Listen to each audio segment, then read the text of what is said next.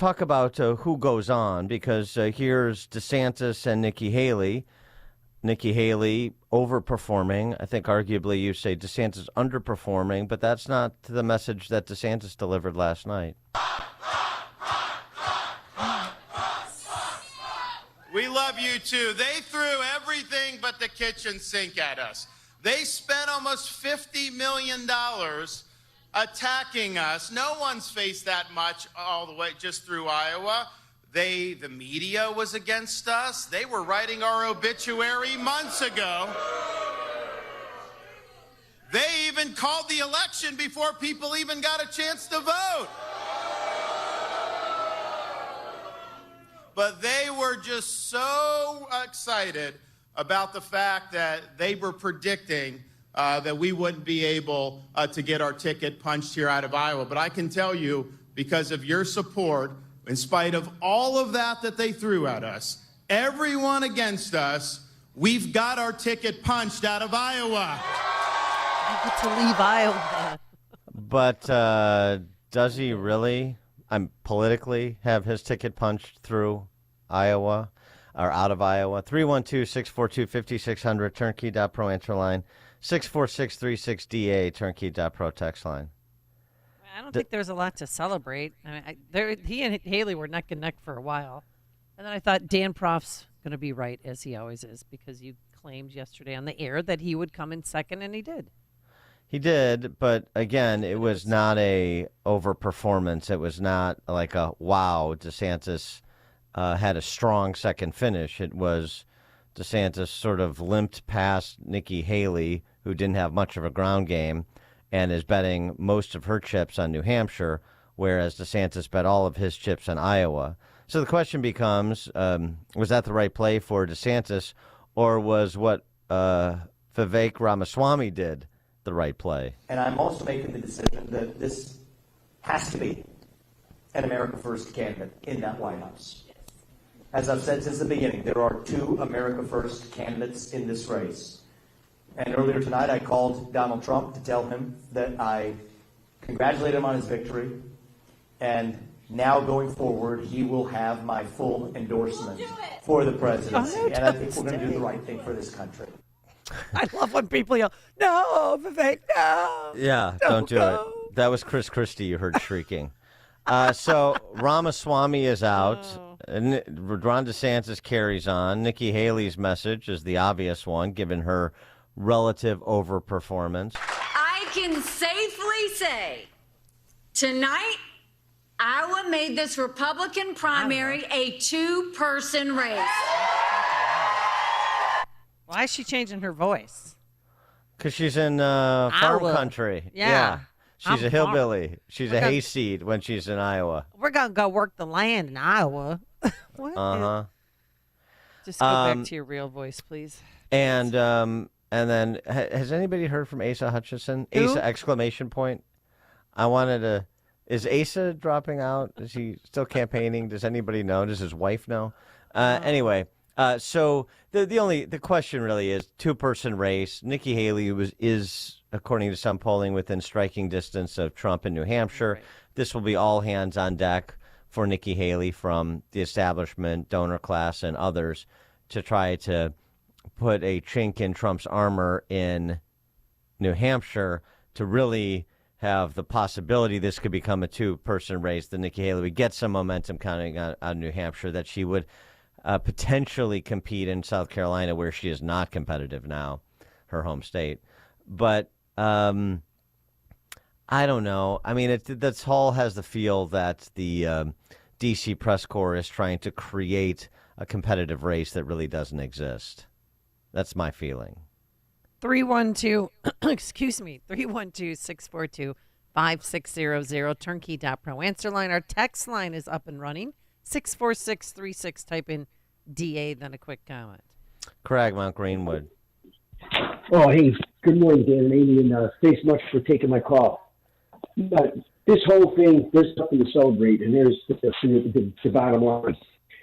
This is cheaters proof with Trump being robbed from the election. I mean, everybody, all the people I know, even there was people that voted for Biden, and they're all voting for Trump. Everybody They're wasting their time. They're wasting money. It could be used in Trump's campaign. They're wasting time, money, effort, everything. They're stupid. They ruined their reputations as far as I'm concerned. I used to like very highly DeSantis, Nikki Haley. They went all the other way. They're idiots. They get right in the category with Christie and things, all those scumbags that are never Trumpers and stuff like that. Well, they need the. Well. I mean, I don't know. you know, you're allowed to run for president, right? I mean, as you could say, like everybody should just get behind Trump, but I don't think you're a bad person if you say, well, I think I would be a better president, and I put myself out there for consideration. I don't know why that is taken as, you know, such a slight or some sort of expression of disloyalty. I don't think it's that. I got an answer for that, because you're exactly right about every right to run for president. But this election is so different from every other election that we've ever had, probably ever will have, because of all of the shenanigans that took place with Trump and how that guy won fair and square and got robbed and everything like that. Well, that's my reason for, like, when these people should have supported him. They should have said, hey, when all these people are coming after him, trying to sue him, take his money, lose businesses, and this guy is being pummeled and everything. And then he's got this going too. It's just that it's so unique and unusual from any other election. That's my reason. They should just take and, realize this guy is getting pummeled. Let's get behind him. Well, thanks for the call, Dan Craig. he's not alone. One of my dear friends Well, I know who's a he's not. Republican was so offended that they even telecast the debates. Was so offended that candidates even participated in the debate. Like, they have a right to run, but the bigger picture here, you know why Nikki Haley lost? Because of racism, according to Joy Reid and those hacks over at MSNBC. Hey, Steph, I mean, it's the elephant in the room. She's still a brown lady that's got to try to win in a party that is deeply anti-immigrant and which accepts the notion that you can say immigrants are poisoning the blood of our country. She's getting, birthered by Donald Trump. And I don't care how much the donor class likes her, which will ramp up a lot the better she does in New Hampshire. So it's still a challenge. I don't see how she becomes the nominee of that party with Donald Trump still around. I can't picture it happening. Maybe it could happen. Ron DeSantis' only argument for staying in it is he's the white guy, that he can still make the appeal to white evangelists. While we have Right. Yeah, that Sikh immigrant who is the governor of South Carolina. Yeah. Okay. Right. Joy Reid is proof that a Harvard degree is completely meaningless. But she's a blonde bombshell, no question. Yeah. But she is proof that a Harvard degree is completely meaningless. All right, we'll take more of your calls. We'll fold in some reactions, including from former Speaker Newt Gingrich as to last night's results. That's at 5:38. Yeah, we'll hear from President Trump. And does anybody miss Governor Newsom? Why is JB in Iowa? But now let's head into the newsroom. Here is Mike Scott. 529 on AM 560, The Answer, and good morning, everyone. This morning, former President Trump apparently still enjoys broad support from evangelical Christians, according to Iowa polls, and it showed last night. It's time now for everybody, our country, to come together. We want to come together, whether it's Republican or Democrat or liberal or conservative. It would be so nice if we could come together and straighten out the world. About half in Iowa said he was their first choice heading into Monday night's caucuses, which Donald Trump handily won, beating second-place finisher Florida Governor Ron DeSantis. You're willing to go out there in this temperature and dedicate a few hours of your life to doing the Iowa caucus, and you're supporting me. I'm going to be fighting for you for the next 8 years, and we're going to turn this country around. Entrepreneur Vivek Ramaswamy ending his 2024 Republican presidential campaign. Ramaswamy suspended his bid after a disappointing showing in the Iowa caucus. As of this moment, we are going to suspend this presidential campaign. Ramaswamy will endorse former President Trump after polling a distant fourth. Iran says it's attacked an Israeli spy headquarters. Fox's Jonathan Savage with breaking details from Iraq. Iran set off a series of missiles overnight, targeting what it says are threats to its sovereignty and security. The country's elite Revolutionary Guards claim one target was Israel's Mossad spy agency, namely a purported HQ in the Iraqi city of Erbil. Officials there say 4 civilians were killed. No American facilities were damaged, but it all came a little too close to the U.S. consulate for comfort, the State Department calling the strikes reckless and imprecise. No comment yet from Israel. Iran says it also targeted ISIS with strikes in Syria. Jonathan Savage, Fox News. Boeing is taking what it calls a hard look at quality control after a door plug blew open on an Alaska Airlines flight earlier this month. Companies planning additional inspections for subcontractors working on its 737 MAX planes. 2023 Primetime Emmy Awards handed out last night. Natasha Lyonne and Tracy Ross announced the recipient for Best Comedy. The Emmy goes to The Emmys show initially supposed to be held back in September, postponed due to the writers and actors strike. Bitterly cold weather sticking around the Chicago area. National Weather Service says expect dangerously cold wind chills, and a warning remains in effect until noontime. Chicago Public Schools may join other districts in canceling in-person classes today due to the extreme cold. Many districts moving to e-learning, but not all. Several colleges are also closed today and moving to e-learning. Cook County officials say they've extended warming center hours at the Skokie, Maywood, and Markham courthouses. Chunks of ice built up along the Kankakee riverbanks in Wilmington are giving rise to flood waters. A flood warning has been issued for the area. Amtrak trains have been canceled due to the cold weather. CTA saw an Orange Line derailment, and Metra saw major delays on several lines yesterday. Donovan Mitchell, 34, as the Cavaliers blasted the Bulls 109-91 in Cleveland. NFL wildcard playoff action. Bills beat the Steelers 31-17, and the Buccaneers beat the Eagles 32-9. Bucks battle the Lions next on Sunday afternoon. It's 5:33. We'll have a check of traffic and weather on the way next on AM 560. Charlie Kirk sees trouble in Georgia. So Big Fannie Willis goes after, and she hires Nathan Wade, her lover, to be the special prosecutor on the case. A private sector attorney brought onto the case to assist. Now, according to the complaint, this is all allegedly. I wouldn't be surprised if it's true. Wade has literally never prosecuted a felony before. The Charlie Kirk Show. Afternoons at 1, right before Sebastian Gorka at 3 on AM 560. The Answer.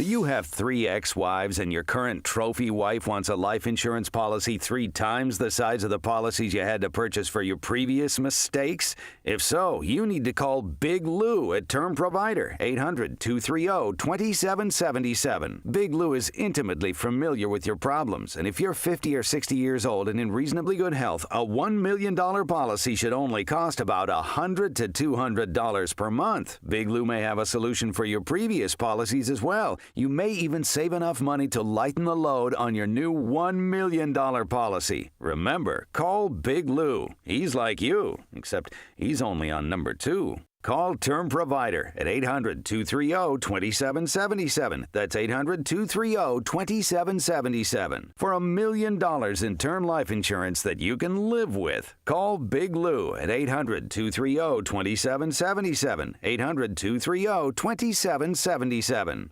The Fed's new FedNow system is all about surveillance and control. Secure your assets today with something Washington cannot manipulate. Hi, Stephen K. Bannon, and I recommend diversifying your retirement into a physical gold IRA from Birch Gold Group. To learn more, get a free info kit by texting the word SHELTER to 989898. Do this right now. Text SHELTER to the number 989898 and get a free info kit from Birch Gold. There's no obligation or purchase required. Message and data rates may apply. It's Dr. David Kolbaba. With cold and flu season, now is the time to ensure you're building an effective immune system. Zinc is so critical for every function of your body, especially your immune defense. And there's no better way to check your zinc levels than our zinc tally test. First, we'll test you in our offices, and then you get to take your very own zinc tally test home with you, and once a week, watch your steady progress. Can't get to our offices for your first zinc tally test? No problem. We'll ship a kit to you. It's so fast and simple to use, with quick results in just seconds, with you not having to pay for those blood tests to check for zinc deficiencies, which most of us probably are deficient. So call our Health Quest radio hotline at 800-794-1855 to order yours today. And listen to Health Quest Radio with me, Dr. David Kolbaba, this Saturday morning at 11. Call 800-794-1855. That's 800-794-1855. Are you ready for an adventure of a lifetime? Journey with me, Dr. Sebastian Gorka, on the Patriots Alaska cruise this summer. It's an incredible opportunity to engage with me and other like-minded patriots on an epic 7-day cruise over 4th of July weekend. Witness the untouched wilderness of Alaska while discussing America's future. What could be better? Join me from June 29th to July 6th. Call 855-565-5519 or reserve online. PatriotsAlaskaCruise.com. Get a tax refund advance loan at Jackson Hewitt now. No fee refund advance offered to eligible clients. Application required. Loans by Republic Bank. Details at jacksonhewitt.com. 5:37. Let's get an update on the roads. Team Hochberg Traffic Center time is the service of the AM 560 store. With t-shirts, hoodies, and more from your favorite AM 560 brands, including Proft University. Veterans Memorial Toll, overturned vehicle, left lane blocked, northbound right before Ogden Avenue. Hodgkins, an accident, Santa Fe and 75th. Woodridge, an accident, and traffic signals flashing red, Joliet Road, right at International Parkway. Chicago's Morning Answer with Dan and Amy continues next. In our QC Kinetics Weather Center, mostly sunny, brisk, and cold. High of 1 above. Frigid with patchy clouds, low 2 below, and a high of 17 tomorrow. Partly cloudy, 2 below at O'Hare with a wind chill of minus 19. Flurries have popped up along several south side neighborhoods, including at Midway, where it's 1 above with a wind chill of minus 17. Your next news update is at 6. Chicago's Morning Answer continues next on AM 560, The Answer.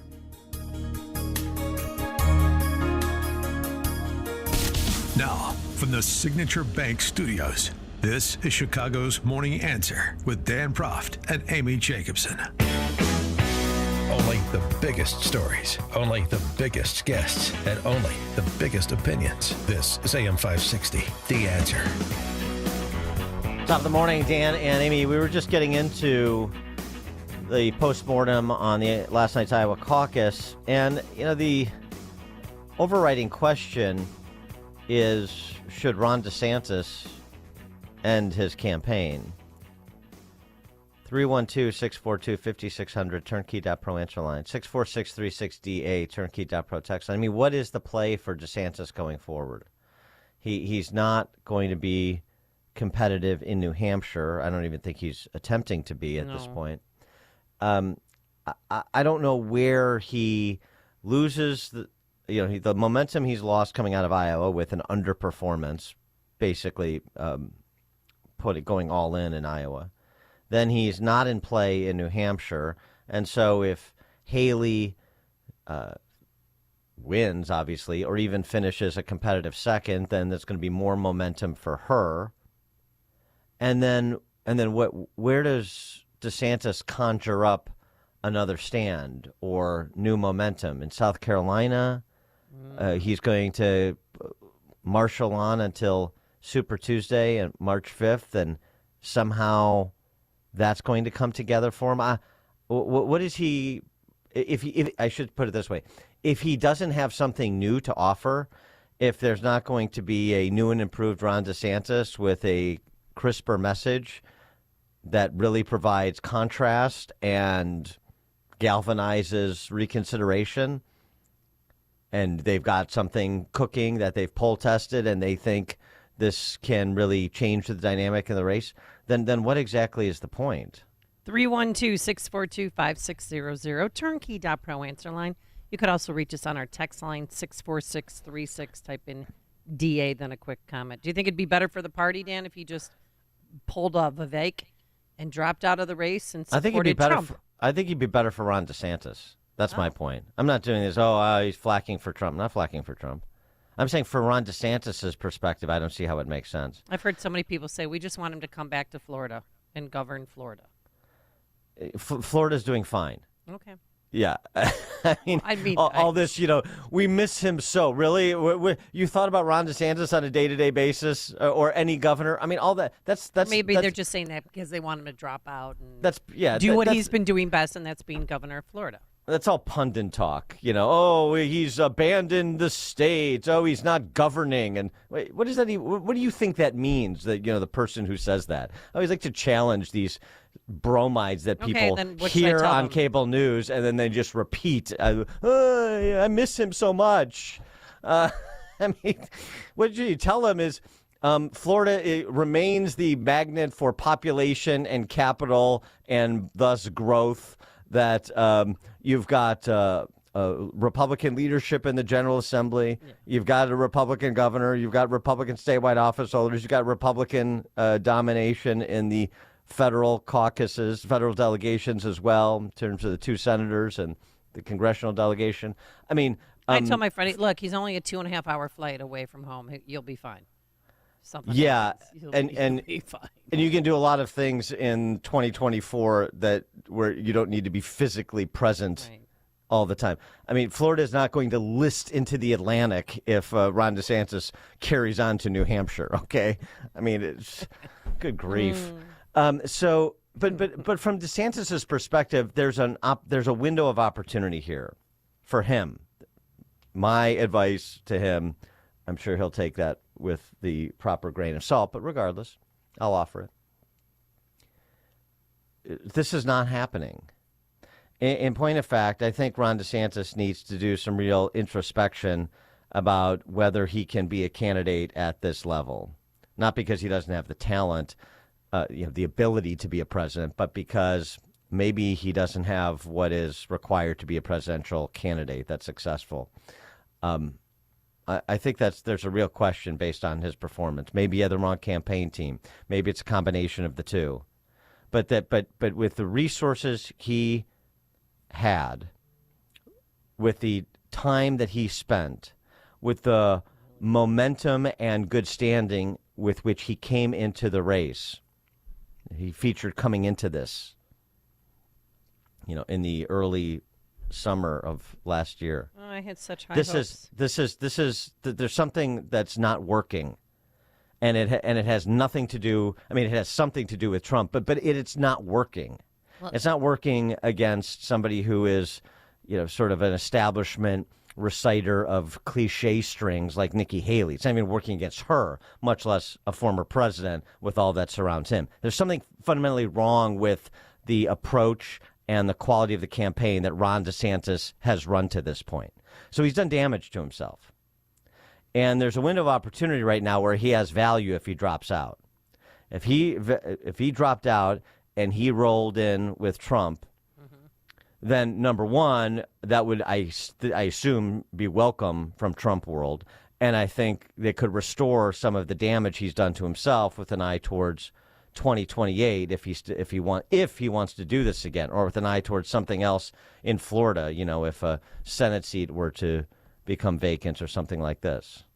That's why I think there's an Overton window for DeSantis's political future that is open right now, but it won't be open very long. It won't be open certainly past South Carolina. I mean, think about it. He visited every county in Iowa. There's 99? And he only got 23,420 votes. And Trump, 56,260. Jeff in Cal City. Good morning, Dan and Amy. Dan, what you're talking about alludes back to the caller in your previous segment who just wanted everyone to drop out and throw their support behind Trump. I mean, right now, you're even saying, why is DeSantis in there? I understand that people have a right to run, but it's almost narcissistic. I mean, what's the point of them doing it? Why doesn't everyone just gather together and really try to beat the machine? Well, thanks for the call. I mean, there's a couple of things I say in response to that. One is, maybe there's a path that we don't see, even if it's a low probability path. Number two, maybe there's an additional message I want to get out, or there's a state like Nikki Haley for New Hampshire for Nikki Haley, where I think I can turn this, and momentum's a funny thing in politics. I can understand that. The other thing I would say, though, too, but let's just everybody get out and let's just get together. That's one of those things that sounds good. Mm-hmm. A lot of times it really doesn't work out that way. I've been in one of those multi-candidate fields, and and I was not the candidate who won, and everybody got together and supported. After Bill Brady, I'm talking about the governor's race in 2010. Bill Brady wins the nomination, and the other 6 candidates got together. We were all there at the Unity Breakfast the day after and supported Bill Brady and offered. But, at the end of the day, Brady campaign, and maybe this is just a function of that campaign, but I think this happens. I've been on a lot of campaigns, too. At the end of the day, the relationships aren't that strong. There's acrimony. You don't find necessarily any particular utility with some of your competitors. It is not necessarily the force multiplier that people think it is, I guess is my point. Something else. Primaries make candidates who are the eventual nominee better. Better, right? Somebody comes at you from this angle or that angle. You have to get out in Iowa, like Trump had to get out in Iowa and have rallies and connect with people and talk to political influence leaders in Iowa. And then you have to go on to New Hampshire. You can't just hang out at Mar-a-Lago and focus on your various criminal proceedings. And because you don't have any, you have a walk in the primary, nobody's coming at you from inside the perimeter. So I think this process is going to make Trump a better candidate. Oh, and he was good last night. I don't know. You remember when Bret Baier was on last Friday? I said, "Is there a difference that you've noticed in his demeanor?" And he said, "Yeah, he's matured," and he was on point because 40% of Iowa voters, their number one concern is migration. The reason, and we got Mexico to give us 28,000 soldiers free. And we had Remain in Mexico, and we had Catch and Release in Mexico. And we did a job. We had the safest border in our history. We had the greatest economy in our history. We were a great nation 3 years ago, and now we're a nation in decline. Yeah, we are okay. going to turn it around. It's the same thing we've been hearing from Trump. It's the if you're not better off than you were 4 years ago, then let's go back with me. Yeah, it's a good He pitch. was just very humble. He wasn't bombastic or anything. He was just measured, I thought, yesterday, but strong. There's only so much you can do to enhance Trump, to make him better. He is who he is. He's a 77, 78-year-old dude. He's not going to be a different guy. But there are gradations of Trump, like there are for every person, and there are some things that he's better at than other things. There are some moments he is better in than other moments. And so you just want more of the good. And I think, again, this competition produces more of the good, even in terms of, rather than breathing fire in the direction of DeSantis and Nikki Haley. He gave them a little dig, but it was sort of a gracious, fun-loving dig. Instead of, Nick and Ron were having fun together in this little process. So it wasn't the invective that you can sometimes get from Trump. And so it was, I guess you could say a bit of a kinder and gentler. Here's former Speaker Newt Gingrich sort of summing up where the race is, and to my point about DeSantis. And I say this as a fan of DeSantis. I know some DeSantis supporters have not been happy that I haven't thrown all in with DeSantis in this process, but regardless, I'm a fan of DeSantis. He has been an outstanding governor. He will continue to be an outstanding governor. He is an outstanding executive. I think he would be a good president, but he's not going to be, not in 2024. Quick points. One, this is the people's victory. despite every media, despite every lawsuit, despite every effort to destroy Trump, the people of Iowa have stood up and said, no, he is our candidate. Number two, he's the nominee. Get over it. He is the nominee. He's going to win the nomination. The news media doesn't want to say that because they need to somehow hype. Please watch us while we go through this charade. There is no candidacy for number two. There is no number two. There are irrelevancies. You get to be the leading irrelevant or the second irrelevant or the third irrelevant, but nobody's going to be number two because he's going to dominate totally if you look at the country at large, where he's at like 62 or 64% approval. Right. So unless you have an idea of how to change that between now and Super Tuesday, which is in a month and a half, then, what Gingrich said is right on the mark. Bob, Buffalo Grove. Good morning, Dan and Amy. Thanks for taking my call. Always good talking to you. Let's go out into the future, 4 years ahead into 2028.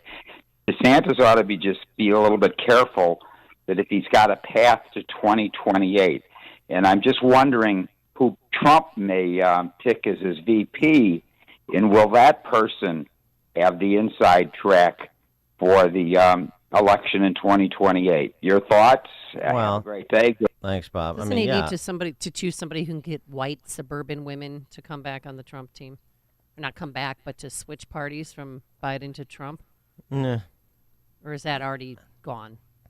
No, I don't. Again, I'm focusing on awfuls. Forget awfuls. Forget them. Okay. Don't obsess about voters you can't get and abandon voters you can. That's what the Republican Party does in Illinois, which is why it ceased to exist.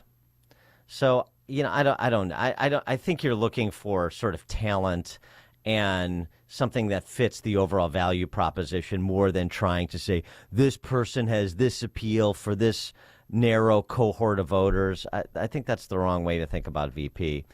I think particularly because Trump is in his late 70s, you're going to want somebody that is younger. Yeah. I mean, I would say like significantly younger. So that to me is probably a bigger factor in terms of presenting the overall package, the overall vision and leadership team. And something Hugh Hewitt actually said in this commentary that's been running this week, I think is worth considering too as Trump moves on in this process is it wouldn't be a bad idea to platform some other people who may have key roles in your administration too, just like put out another list of potential Supreme Court nominees as well while you're at it. Give us the sense that you've got this broad, talented team that is ready to go on day one, that it is not just going to be a vengeance tour, one man trashing the everyone inside the Beltway, which, by the way, that wouldn't bother me at all. That's a good start, frankly. But then you have to get to the bigger things about whether we're actually going to do the things that he was talking about yesterday, starting with border security. That wouldn't be a bad idea. So, will the VP have an inside track to 2028?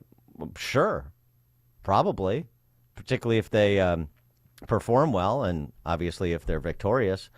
Yeah, of course. Well, this is why DeSantis, despite people saying, oh, do you wait till 2028? 2028 is a long time away. He'll be 2 years out of office by that time. He probably wasn't going to be the VP for Trump even if he didn't run. And so, this is not a static environment. There are going to be other people that have opportunities to get the inside track for 28 and beyond. And so DeSantis took a shot when he thought he had one, and there was a lot of reason at the time to think that he did.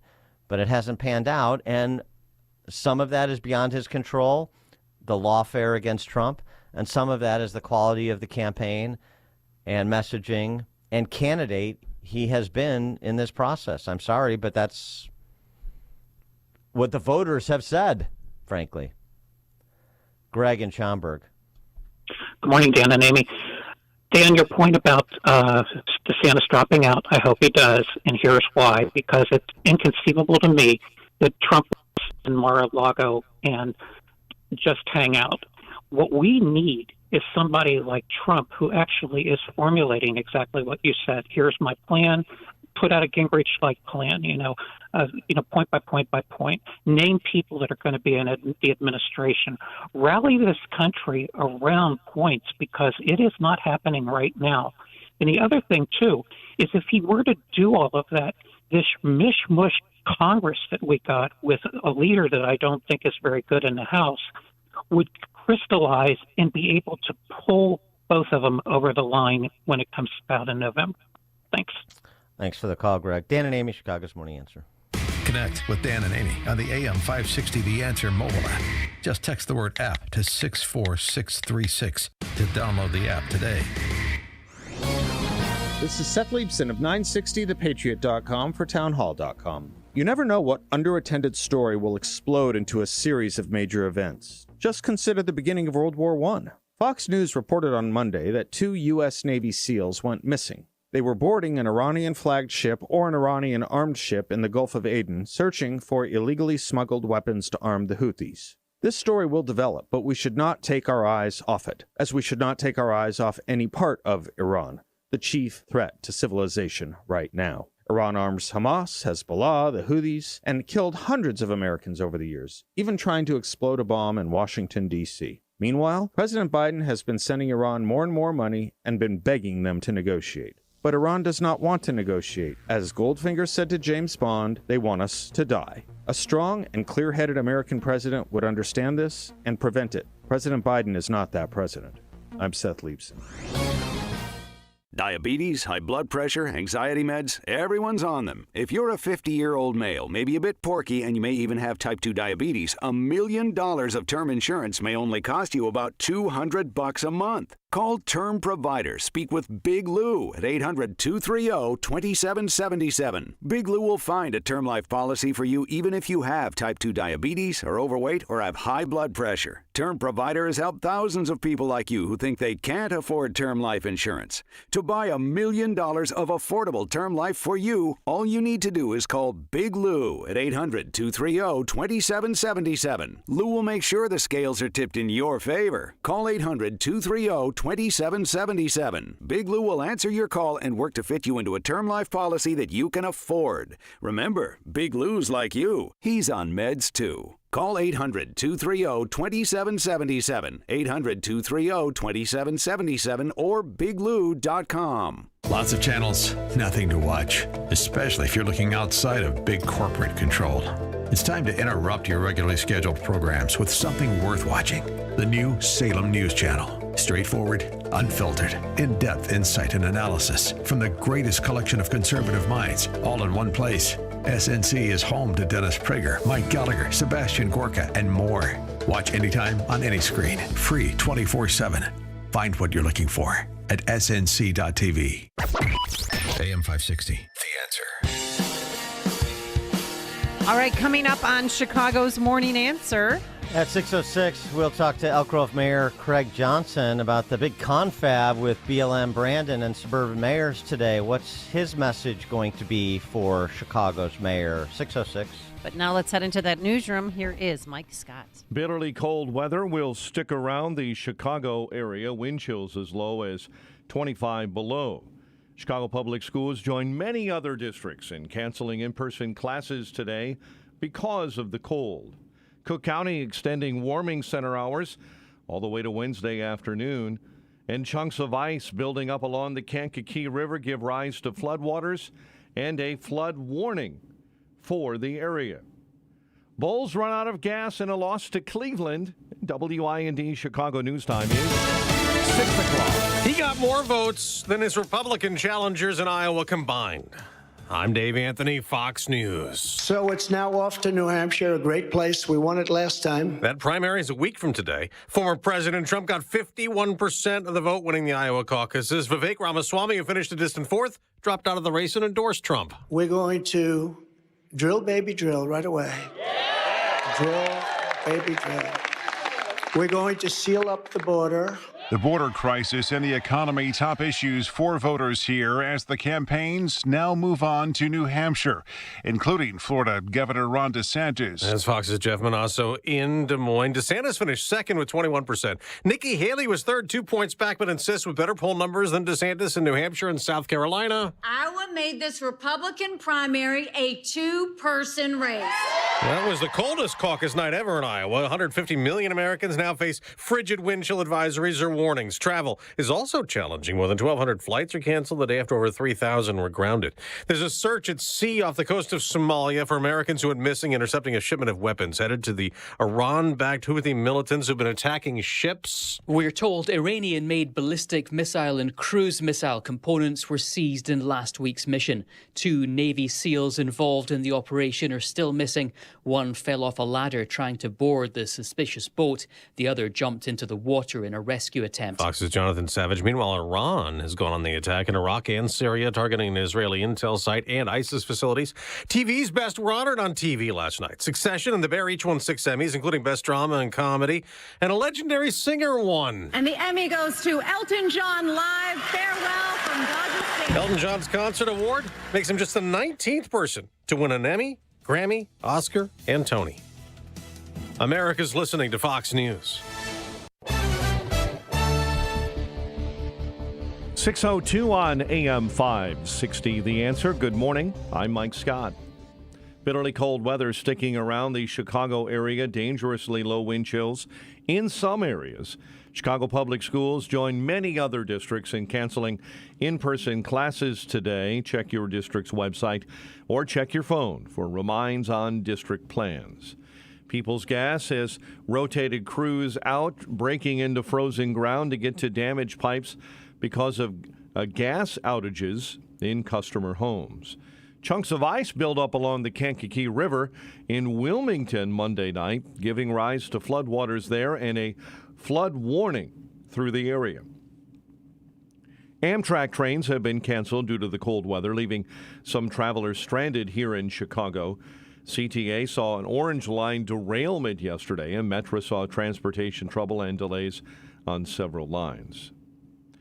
Illinois lawmakers are returning for session today in Springfield, many of them already discussing what's on the agenda, including State Representative Adam Nienberg, who says the state needs to end its sanctuary status. Well, I think we need to focus on, one, securing the border and dealing with the illegal immigration issue. We need to end the sanctuary status of the state of Illinois. In other news we're following, 2 men were killed in a West Suburban shooting early in the evening yesterday in Cicero. Authorities are investigating after a man and woman were found shot to death over the weekend inside of a home in unincorporated New Lenox. And a meeting to discuss the current state of the migrant crisis in Chicago and Cook County was postponed. Mayor Brandon Johnson and the Metropolitan Mayor's Caucus are rescheduling that meeting as soon as possible. Meantime, Crest Hill is the latest suburb to crack down on unscheduled migrant buses, passing an ordinance in last night's meeting. Bulls lost to Cleveland 109-91. Blackhawks host San Jose tonight. A new number 1 in college hoops, it's UConn, while the Fighting Illini dropped to number 14 overall. The news service of In Grace with Pastor Jim Scudder Jr. Now heard Sunday morning at 6:30 on AM 560. 6:04 and a check of traffic and weather on the way next on AM 560. Dennis Prager explains basic economics. See, what you do when you raise the minimum wage is something else. Not only do you put people out of work, but you put businesses out of business, small businesses especially, and you reduce the ability of people to start working in their lives because they're overpriced. The Dennis Prager Show. Weekdays at 11, right before Charlie Kirk at 1 on AM 560. The Answer. Hi, I'm Martha Stewart.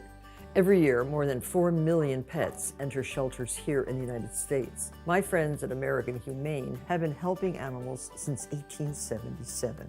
The goal is to ensure that pets have a safe shelter, especially during natural disasters. Adopting a shelter pet allows shelters to help more animals awaiting care. Please consider adopting today and take some time to learn more about American Humane's other work at americanhumane.org. Progressive presents 10 things on a plumber's to-do list that are harder than getting a small business insurance quote. Waking up for 5 a.m. plumbing disasters, finding out why water is pouring from the ceiling while telling a customer to leave the room, replacing a pipe in a home from the 1800s, then dealing with invoices or your awkward apprentice or that really weird smell, and then there's breathing and eating and, of course, clogs. But the easiest thing on any small business owner's to-do list? Seeing if you could save on the business insurance that's right for you. Get a quote in as little as 6 minutes at progressivecommercial.com. Progressive Casualty Insurance Company. Coverage provided and serviced by affiliated and third-party insurers. Chronic pain, it can ruin your marriage, bring on depression. It's no way to live. But now there's a non-surgical way to get rid of that hip, back, and joint pain. It's called QC Kinetics, the nation's leader in regenerative non-surgical pain relief. Did you know that your body has what it needs to restore and repair that damaged joint tissue? And QC Kinetics can make it happen. No drugs, no surgery, no downtime. Hundreds of board-certified QC Kinetic providers have treated tens of thousands of satisfied patients all over America. People like you and me with back pain, hip pain, any pain associated with arthritis or an injury. Folks, this is not a Band-Aid. This is a revolutionary treatment that can get you moving again. Get your life back. And listen, it's non-surgical. So fight back against the pain. Take the first step now. Call QC Kinetics. This is the number, 312-809-5955. 312-809-5955. That's 312-809-5955.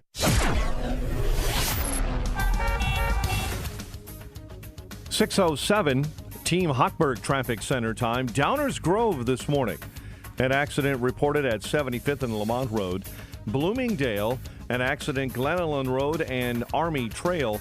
Delays on Metra's Milwaukee West line inbound from Big Timber. Mechanical problems causing irregular service this morning on that Metra Milwaukee West line. Route 53, report of an accident southbound just after Lake Cook Road. Chicago's Morning Answer with Dan and Amy continues next.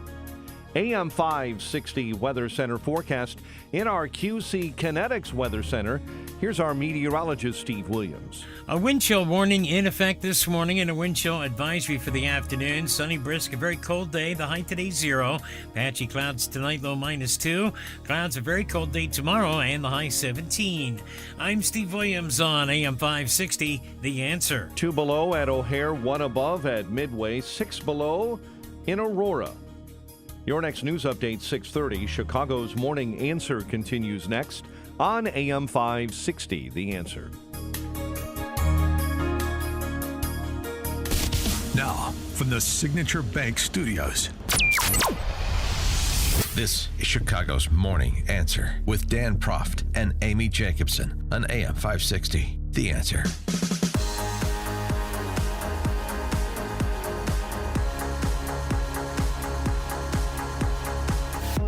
Top of the morning, Dan and Amy. I guess it's too cold to go to school, and it's too cold for mayors to trek down to the United Center for a meeting with BLM Brandon. It's too bad because that would have been the most excitement the United Center has seen this season. Hey-ho. Yeah. They said the temperatures, are too cold, extreme cold, and wind chills 30 to 40 below zero.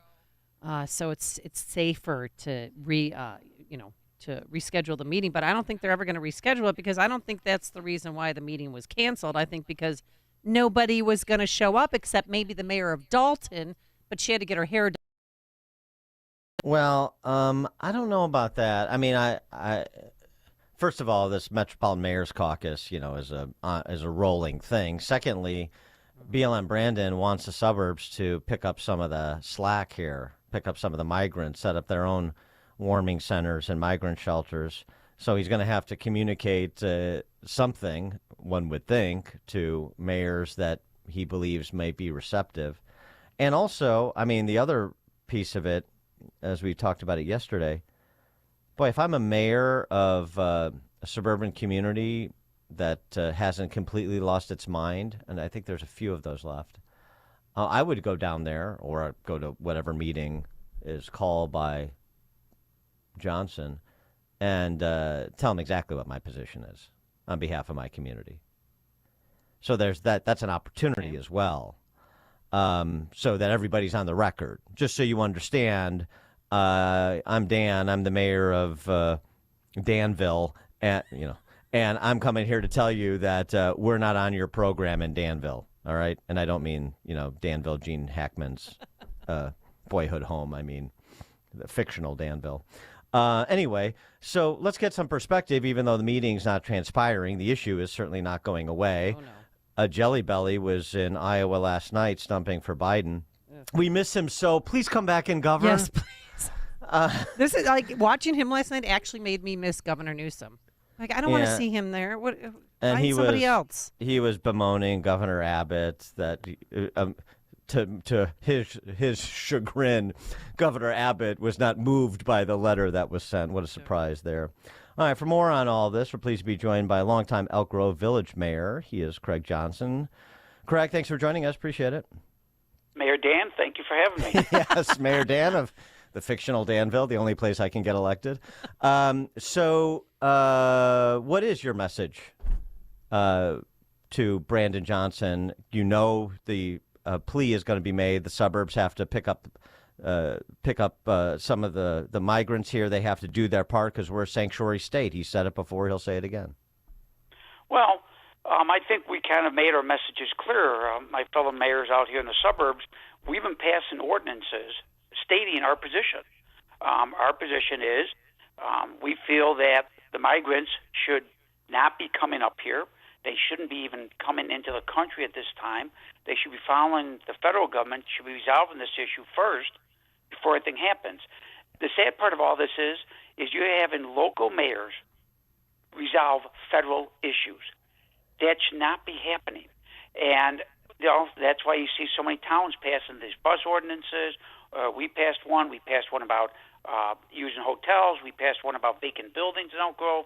In other words, we have to take this on ourselves. But I think we sent a message to Mayor Johnson of Chicago, no relation, I don't know Brandon yet. I'm sure I'll get to meet him at some point. But we sent a message out. The problem we have here is we got conflict because some towns, some states call themselves sanctuary states, sanctuary cities. Well, fine. If you're a sanctuary city, then welcome them, take care of them, but don't complain. We have not declared ourselves that way. We call ourselves a town that follows the rule of law. The law that was successful 200 years. My family's all immigrants coming over from Europe. They followed the law back then to get in here, and the system seemed to work. Now, there is no system. It's just a free-for-all, and it's unfortunate. But I think we sent a message loud and clear. I know a lot of mayors in this area I talked to were not going to go to Chicago because we all kind of agree. We made our stance. We are not here allowing that to go forward in our communities. Well, wait, was anybody going to go to the meeting? Not that I talked to. And the mayors I talked to, none were going. And I'm sure that was the problem going on. But, again, I know I'm not saying I'm for Governor Abbott, against Governor Abbott, but I understand the situation he's in. Again, he did not declare Texas a sanctuary state. Yet he's got to deal with as many people Chicago's gotten over the past year and a half. He gets on a monthly basis in one town. And then we get upset that he wants to try to get some help for his state and his communities by spreading the impact to those towns and states that want the people. Fine, send them there. Well, wait a minute. I'm old enough to remember in September of 2022, you opened up La Quinta Inn for migrants. So no, we didn't open it up. The city of Chicago, without advance warning us, except for 2 hours, shipped them on CTA buses to our community. And matter of fact, we had a little standoff for a while there, Mayor Lightfoot, and the fact that we had to make sure we got some assurances about the safety, the backgrounds of these folks before we would even let them off the bus. We got some assurances from the federal government. They got off. They're supposed to be a 2 to 3 month stay. About 7 months later, we started having issues. There were some arrests, drug issues, alcohol issues, abuse issues. So needless to say, we made an agreement. They left our town pretty quickly, and we've had none since. They've attempted to come to our town twice in the past month. One dropped off a busload at a Love's fueling station here in Elk Grove at 12:30 in the morning. We were able to find these migrants' locations to go to out of our town. And then they tried, when they left Palatine about a week and a half, 2 weeks ago, when they left Palatine, they tried to divert into Elk Grove. We met them, and were able to escort them to a town in DuPage County. They put them on the trains and went to Chicago.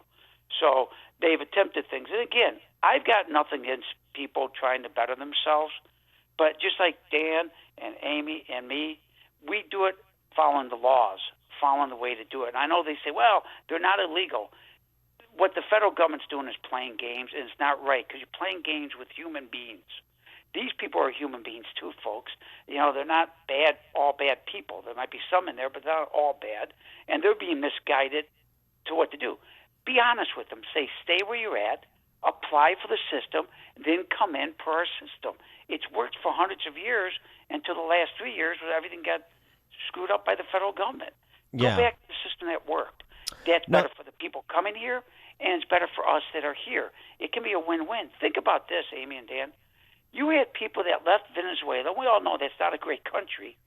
Here, they wanted to beg us to send them back to Venezuela. So what's that telling about what they're coming to here in America? Because we don't have a system set up that works. We had a system that worked for hundreds of years. We got to go back to that system. Well, that definitely should be part of the message to BLM Brandon, too. It's obviously you have to represent your community and think about public safety and taxpayer resources, but also the message should be sent that, yeah, you know, when you make false promises to people, that's predatory. You're the bad actors in this story, the sanctuary city politicians, not all of the migrants. We've said the same on this show. And then a lot of people who are otherwise well-intended, want a better life, kind of well-intended, are caught in the middle. But to your point about what Triple Threat Lightfoot tried to do to you in the previous administration, it seems to me that would be my concern. Is obviously Chicago sees all these suburban communities passing these ordinances as well, and so I don't think we're going to get constructive engagement with some of these mayors, so we'll just do it under cover of darkness. Well, and Dan, you brought up a point. You say send your message to the mayor. Now, I don't have track of the mayors that responded, didn't respond. Obviously, I don't have access to that. But I think him canceling today sent a loud message. If it was due to what you said, the fact that not many mayors are going to go, it's not the weather. We're used to this weather in Chicago. Yeah. They sent the message. We don't agree maybe with everything you're doing, Mayor Johnson. Our towns are taking care of our towns the way we think should be taken care of. And again, you're right, Dan. You hit it the nail right on the head. If you want to welcome them, God bless. That's your ability as mayor of the city of Chicago or the governor of the state, areas he can control. He's got that right to do that. But if you're going to welcome people, then welcome them. Let them come in. And yeah, if it's 1 million people, well, you wanted them. They're there. You better take care of them. We don't feel that's appropriate, what they're doing. So in our communities, we're saying, no, that's not the way it should be done. We're not going to let them be welcomed because they're now found the proper way of doing it, which was the way it was successful in the past. I'm here. I'm not sure about Amy, you, and Mayor Dan there, but my family's immigrant. My relatives talk. Yeah, my grandpa came from Sweden. Yeah, see, mine was Sweden and Denmark. And it took them 3 years to get through the process to get to America. But that's fine. They followed the process. They went through Ellis Island. The rumor in the family history is my name was Johansson. Went through Ellis Island. They said name Johansson. They wrote Johnson. Right. That was it. But they were in America, and they did it the proper way. Now it's not being done, and all you're doing is hurting a lot of good people, whether they're immigrants or Americans. It's not working what they're doing. And local mayor of Elk Grove should not be doing President Biden's job. What President did Biden do it? What if Brandon Johnson rescheduled the meeting, but like rented out to the Avalon Banquet Hall in Elk Grove Village, bringing in a little business? Would you attend then? Could he? Here's the bad part, Dan. The Avalon's been torn down. Oh, it is. Oh, see, you're so out. Sitting cool there. I'm not hanging out in Elk Grove Village enough, apparently. Let's see what we could do at the pavilion. Oh yeah, we have the Belvedere still too. We have the Belvedere's there. Okay, all right, we could do the Belvedere. But would you show up? Here's the thing, Dan. That whole idea. Think about it. You're going to have, we were told in Chicago, if you had the mayor, it's going to be at United Center. And my understanding is the United Center holds 20,000 people, not counting the floor. We were told only the mayor could come. You can't bring staff. Well, if you have 20,000 mayors there, how much dialogue, give them back 20,000 can you make with 20,000 mayors? I mean, it's not realistic. I think the better way to do is to reach out and talk and get consensus. We talk. All of us mayors talk. So you talk to one mayor, he probably talked to 20 other ones. We could do it on a better scale that way than this. But the problem is this: even he's having a problem in his town. The board in Chicago, the councilmen and women wanted to do a vote on if they should be a sanctuary city. They won't allow that. Right. So they don't have a consensus in their own city of what should be done. Everything you see in the suburbs being passed, all the laws are passed in unanimous, most part, in those towns. So the local towns are unified in their view and stance going forward. I think Mayor Johnson needs to get his city council unified with him on what their view should be before you reached out to other towns to partner with us to get something done. And the governor should be involved. I don't agree with him making the state sanctuary state. So we need to sit down and work it out with the governor too. But the bottom line is this: on all this, it's not our issue. President Biden needs to do his job and resolve this issue and resolve it right on both sides for the Americans and the immigrants. Do it right, make a system that works, and go forward. But in the meantime, don't just have open borders and let a floodgate come in. Like I say, I have empathy for my mayors down in Texas. I can't imagine here in Elk Grove, all of a sudden, 10,000 people every day started coming to my town expecting to live here and be here. Yeah, especially if they're Scandinavians. Hey, yeah. hey, hey. Yeah. Do it the right way. He needs to pick it on us. I know. And I was Mayor- Jacobson. Our vote. Elk Grove Village, longtime Elk Grove Village Mayor Craig Johnson. Okay, no migrant shelters coming to Elk Grove. Craig Johnson, thanks as always for joining us. Appreciate it. I appreciate it. Thank you very much for all your coverage. Thank you. And he joined us on our turnkey.pro answer line. Hear about the big stories of the day, then talk about them right here on Chicago's Morning Answer on AM 560. The Answer.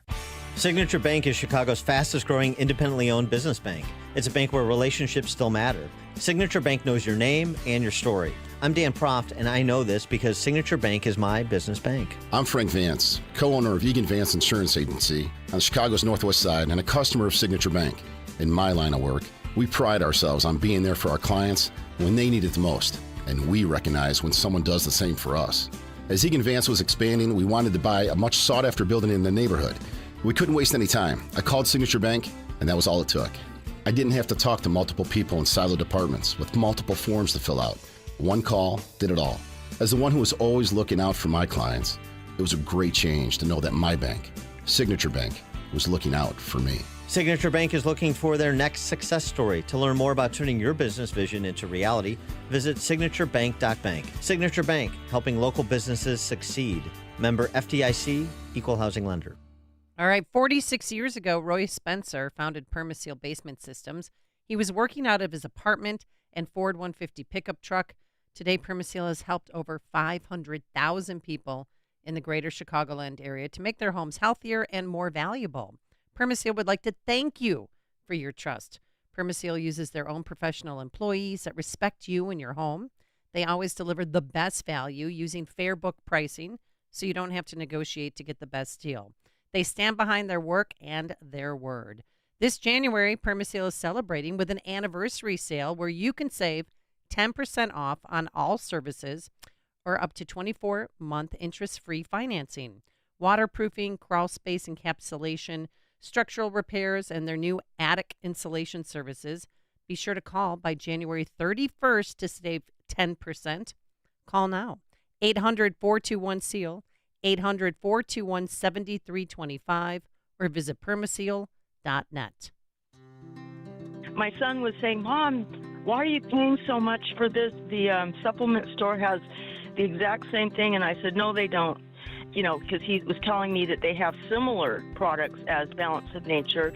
But then when he came over to my house and he looked at the label of the Balance of Nature about all the, ingredients and everything, he realized, oh yeah, this is a superior product. Step into the new year with a new you. Start your journey to better health by calling 1-800-246-8751 or by going to balanceofnature.com and signing up as a new preferred customer to get 35% off your first order, plus a free fiber and spice supplement with free shipping and our money-back guarantee. Go to balanceofnature.com or call 1-800-246-8751 and get this exclusive holiday offer by using discount code CHICAGO. Guys, if you've noticed a lack of energy, motivation, and drive, it could be low T. Be sure to schedule your health assessment with my friends at Low T Center. They offer the convenience of physician-monitored, self-inject, at-home testosterone treatments with an average payment of $150 a month cash pay, including labs and medication. If you don't live near a Low T Center or just need the convenience of at-home treatment, Low T Center makes it easy shipping treatments directly to you. Go to lowtcenter.com now to book your appointment online. That's Low T Center, reinventing men's healthcare. AM 560, The Answer. Top of the morning, Dan and Amy. It's time for another installment from our vice president. And now, deep thoughts. Kamala Harris addressing the South Carolina women's basketball team. Oh, no, please don't play this. When the people are in these stands watching you, be they parents or students or kids, you're lifting them up. When people are out here saying, oh, or they're saying yay, or they're saying all of the things that they say in response to the game, you're lifting them up with a sense of joy about being a part of a community. And we need that. Oh, please stop. Is that like one of the pep talks you give the girls on your volleyball Oh, heck teams? no. They're going, yay, woo, you're lifting them up. No, what is she? She's obviously never played sports in her life. I wouldn't. Yeah, that's not motivational, but I don't know if she knows what else to say. Hey, in a situation like that. There's so many classic deep thoughts from Kamala Harris, our philosopher queen.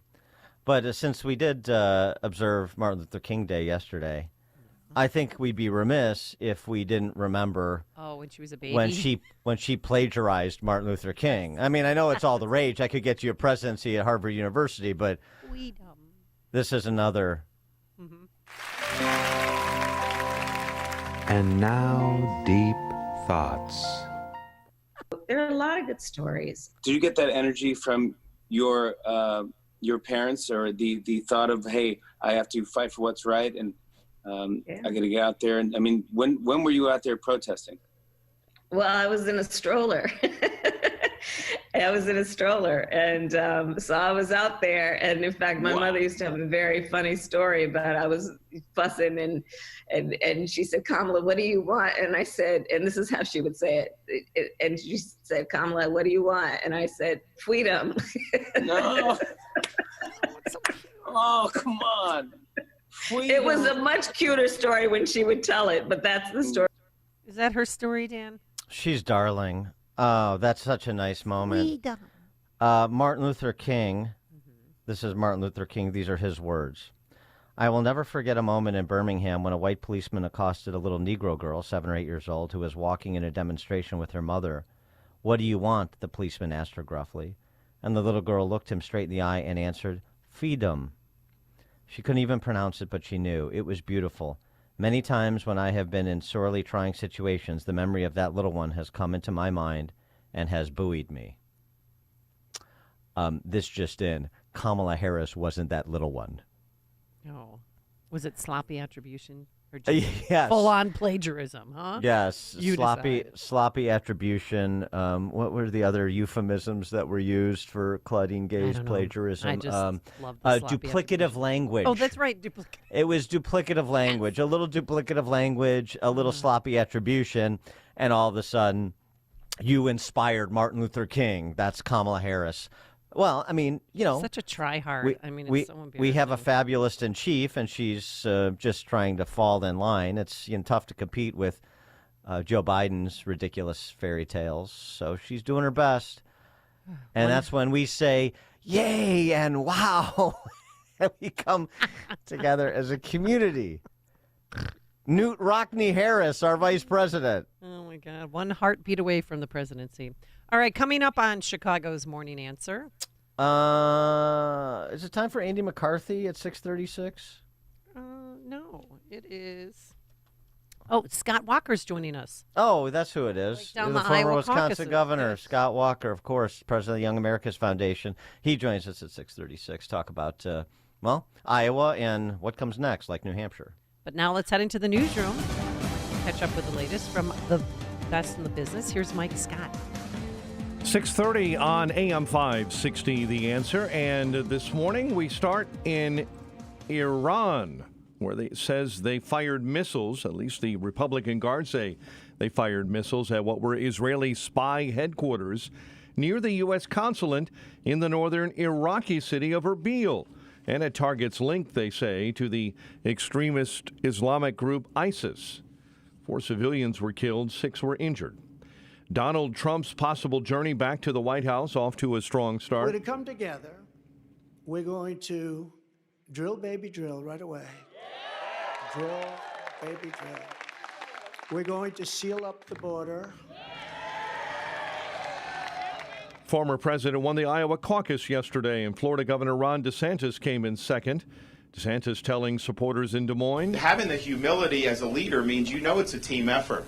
You know, you're not going to be able to do everything yourself. Yeah, you set the vision as president, you make the decisions, but ultimately you need good people around you to be able to put this into practice. Nikki Haley finishing third. Trump and Biden both lack a vision for our country's future because both are consumed by the past, by investigations, by vendettas, by grievances. Entrepreneur Vivek Ramaswamy is dropping out of the race. As of this moment, we are going to suspend this presidential campaign.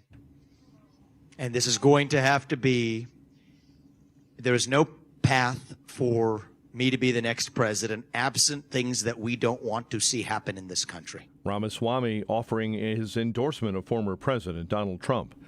Secretary of Defense Lloyd Austin out of the hospital. The Pentagon says he was released from Walter Reed Military Medical Center on Monday after being admitted to the hospital 2 weeks ago due to complications from prostate cancer surgery. Bitterly cold weather sticking around the Chicago area. A wind chill warning remains in effect until noon. Several school districts are canceling in-person classes today. Check your district's website or your phone for reminds on district plans. 2 men were killed in a West Suburban shooting early Monday evening. Police say it happened in the 2100 block of South 58th Court in Cicero. Authorities continue investigating after a man and woman were found shot to death over the weekend in unincorporated New Lenox. Chicago sports finds the Bulls losers in Cleveland 109-91. Bulls did come from 21 down in the third to tie the game, but that comeback ran out of gas. Bulls visit Toronto on Thursday. Blackhawks take on the Sharks at the UC tonight. NFL wildcard playoff action. Bills cruise to a win over the Steelers. Buccaneers crush the Eagles 32-9. They take on Detroit on Sunday afternoon. The News, a service of Progressive Insurance. At Progressive, they're making things even easier. They'll help you bundle your home and car insurance together so you can save on both. Learn more at Progressive.com or 1-800-PROGRESSIVE. A check of traffic and weather on the way next on AM 560. Brandon Tatum wants you to know what they're afraid of. Gas prices were down. Unemployment for black, Hispanic, women, historic lows. Things were headed in the right direction. People were satisfied, happy with the trajectory of the country when Donald Trump was in office. So what is the fear? It's made up. It's a lie. The Officer Tatum Show. Weeknights at 8, right before Sean Hannity at 10 on AM 560. The Answer. Do you know that high blood pressure is the #1 risk factor for mortality? In fact, 1 in 2 adults have high blood pressure. That's a 50-50 chance you're a walking time bomb. But you, not Big Pharma, can take control of your blood pressure before it's too late with my friends at 120 Life. 120 Life is a blend of great-tasting superfruit juices that actually help lower your blood pressure. It's formulated with ingredients that have been shown to naturally control high blood pressure and are endorsed by thousands of health professionals. You can try it for yourself risk-free with their 2-week trial pack. Go to 120life.com and use the code NEWYEAR to save 20% and receive free shipping. They are so sure that 120 Life can noticeably lower your blood pressure in 2 weeks that they'll give you your money back if you're not satisfied. So you have nothing to lose but those high blood pressure numbers. Order now at 120life.com and remember to use coupon code NEWYEAR to save 20%. This is serious. It's your life we're talking about here. So hurry up. The offer ends January 31st. Long day. Time to charge up. Hey, just like my delivery truck. Even kids know to keep business moving forward, it's time to make the switch to electric vehicles. Whether you have one van or a whole fleet of trucks, resources are available to help you make the changes that make sense. Let's go. Beep, beep. Go to ComEd.com/clean to learn more about how going electric connects us to a better way of doing business and a better future for generations to come.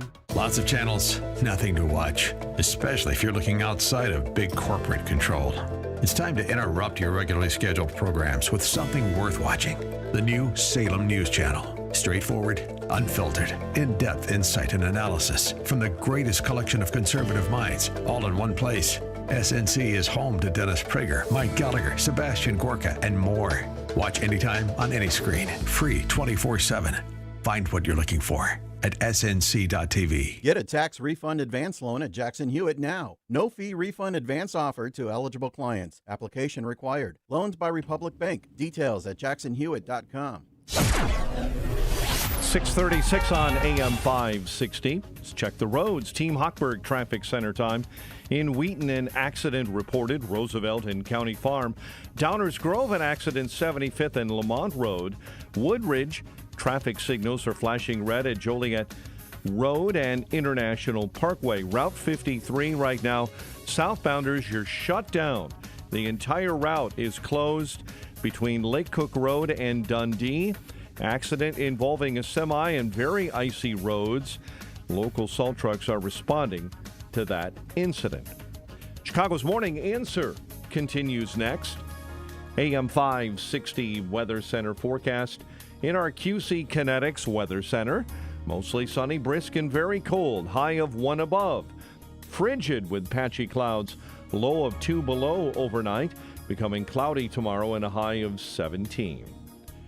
2 below right now at O'Hare, 1 above at Midway, and 1 above along the lakefront. Your next news update at 7. Chicago's Morning Answer continues next on AM 560. The Answer. Now, from the Signature Bank Studios, this is Chicago's Morning Answer with Dan Proft and Amy Jacobson. If you're looking for the latest news, insight into what it means, and the sharpest opinion, there's only one station in Chicago where you can turn, and it's this one. We're AM 560. The Answer. Top of the morning, Dan and Amy. Nikki Haley said it's now a two-person race. Ron DeSantis said he got his ticket punched out of Iowa, so he'll marshal on, it would appear.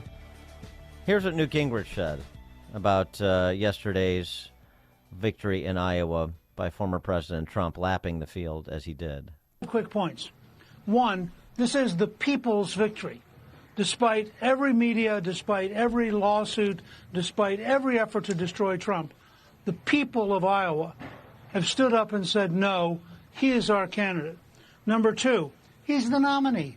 Get over it. He is the nominee. He's going to win the nomination. The news media doesn't want to say that because they need to somehow hype. Please watch us while we go through this charade. There is no candidacy for number two. There is no number two. There are irrelevancies. You get to be the leading irrelevant or the second irrelevant or the third irrelevant, but nobody's going to be number two because he's going to dominate totally if you look at the country at large, where he's at like 62 or 64% approval. So who's right? Let's put that question to our friend, former Wisconsin Governor Scott Walker, now the president and CEO of Young America's Foundation. Also, of course, former presidential candidate in 2016. Governor Walker, thanks for joining us again. Appreciate it. Good morning. Good to be with you. So, two-person race between Haley and Trump, still a three-person race? DeSantis pushing forward, or Gingrich has it sussed out pretty clearly? As usual, the former speaker's on the money. I wrote about this last week and said Trump was going to win with over 50%. DeSantis would be his last stand because he put almost all of his effort and focus on this. His super PAC spent millions. If he couldn't produce at least a close second in Iowa, he's done. Real question, even through yesterday, was whether or not Nikki Haley would sneak past him. She'll live to fight another day in the sense that New Hampshire is set for someone like her, or at least the perception of her, and that is that moderates, independents can have a greater standing. And with former Governor Chris Christie out of the race, presumably most of his votes go her way. So she'll be close, could even possibly win in New Hampshire, but after that it's done. Even in her home state of South Carolina, Donald Trump's going to win convincingly, probably at the kind of margins he did last night. And that's it. The Speaker's right. The nomination is over and people are ready. And it's not necessarily a dismissal of either DeSantis or Haley. I think most Republican voters think Ron DeSantis did a good job as governor. Most think Nikki Haley did a reasonably good job as ambassador. What they're voting for, not against, is a guy who performed for 4 years at a time when most politicians back away from their promises, particularly in Washington. They didn't want that, and that's why they voted for Donald Trump. Well, what happened to Governor DeSantis? I mean, he had the backing, of course, of a very famous governor, very beloved in Iowa, Kim Reynolds. And they went to 99 counties, and they also knocked on 812,000 doors. But yet he only got 23,420 votes. Yeah, I think you're right. In a normal, if Donald Trump's not in this race, DeSantis wins that clock is probably going away.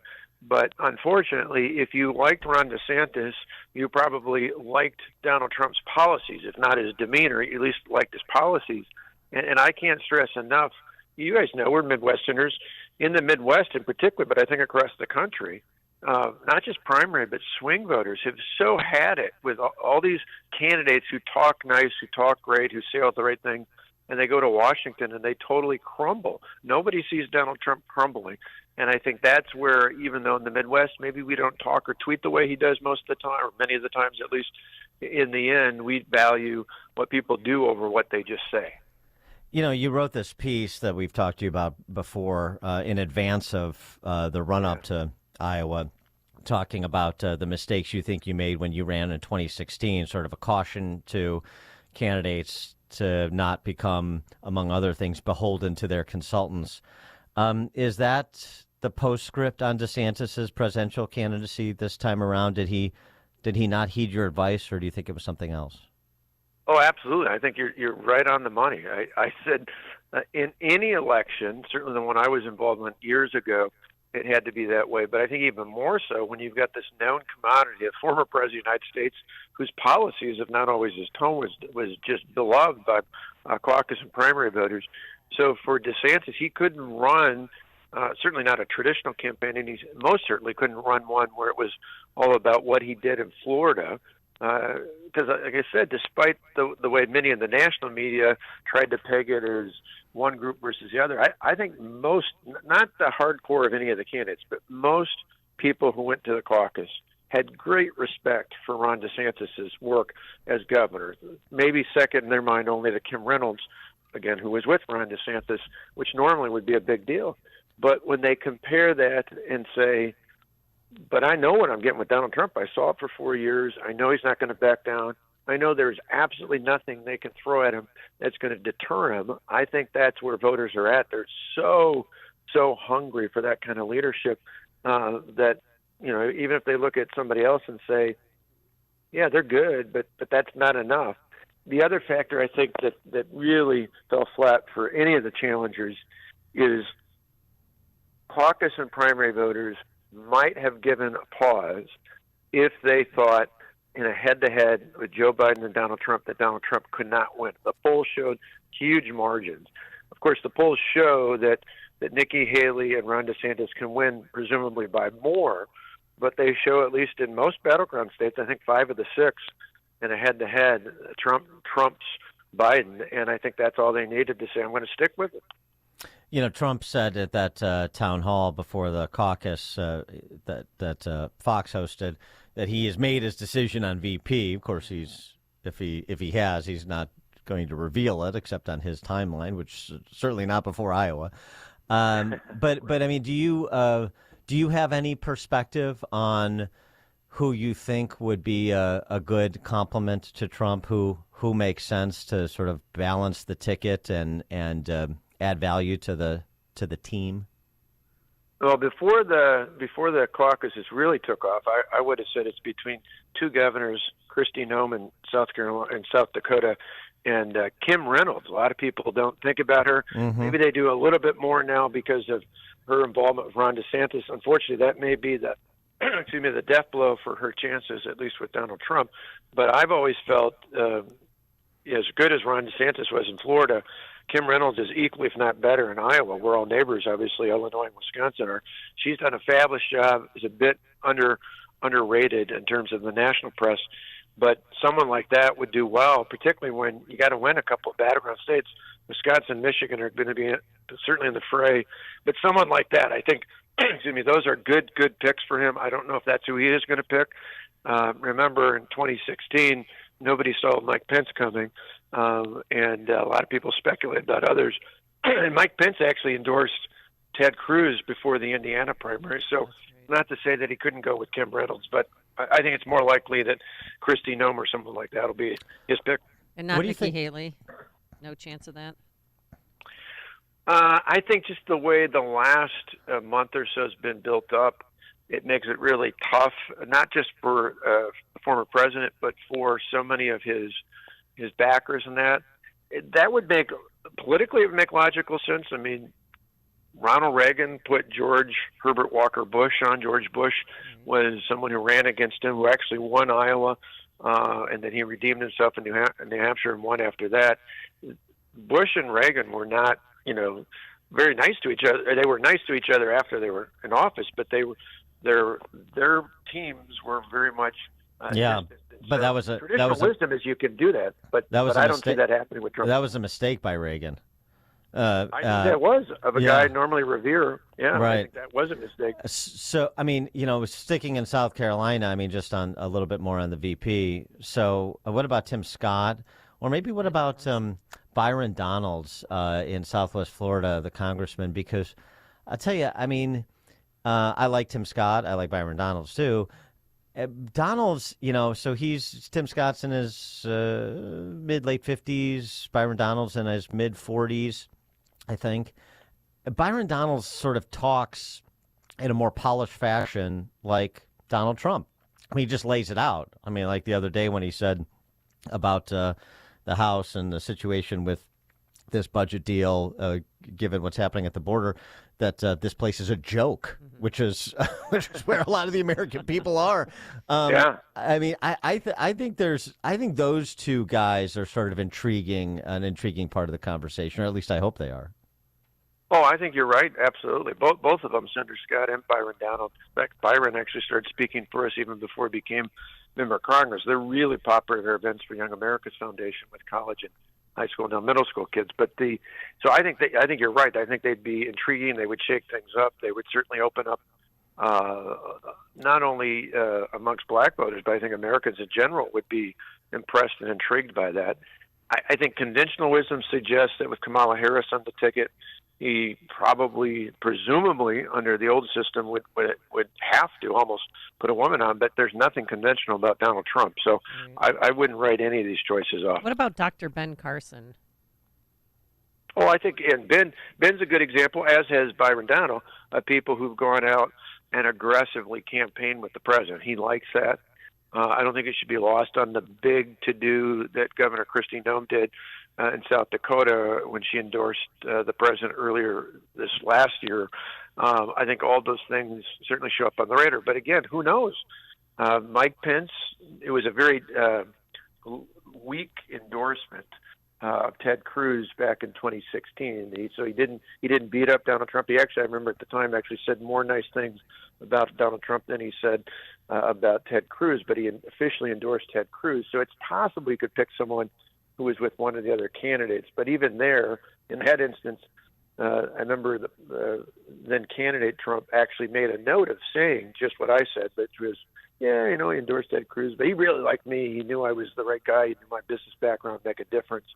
I think it's tougher probably for Kim Reynolds now just because of how far out she was with DeSantis. But again, anybody's guess, and it could be somebody none of us are talking about right now, which would not be unlike our former president. Just talking about battleground states, since the state of cheese and Jordan Love, from which you hail, is one of them. I was very generous not bringing it up. No, it's all right. No, we want you to do well. It's I'm good a for the fan of Jordan conference. Love too. I think he's fantastic. But All anyway, we need is love. Yes, but so there's something interesting going on that people haven't taken notice of, I don't think, because there's so much focus on, understandably, on the border and on inflation. But in those battleground states, North Carolina, Georgia, Wisconsin, Arizona, which arguably could be the 4 states that determine the outcome, school choice is a huge issue. In every one of those states, school choice is a big issue. Tony Evers and the Democrats in Wisconsin have gotten back down on going after school choice. Katie Hobbs is not gotten back down, and she may have just kicked a hornet's nest. North Carolina, the governor there, Cooper, had to reverse on school choice a little bit, got overridden by the legislature. Yeah. Brian Kemp is doing a mulligan on school choice right now.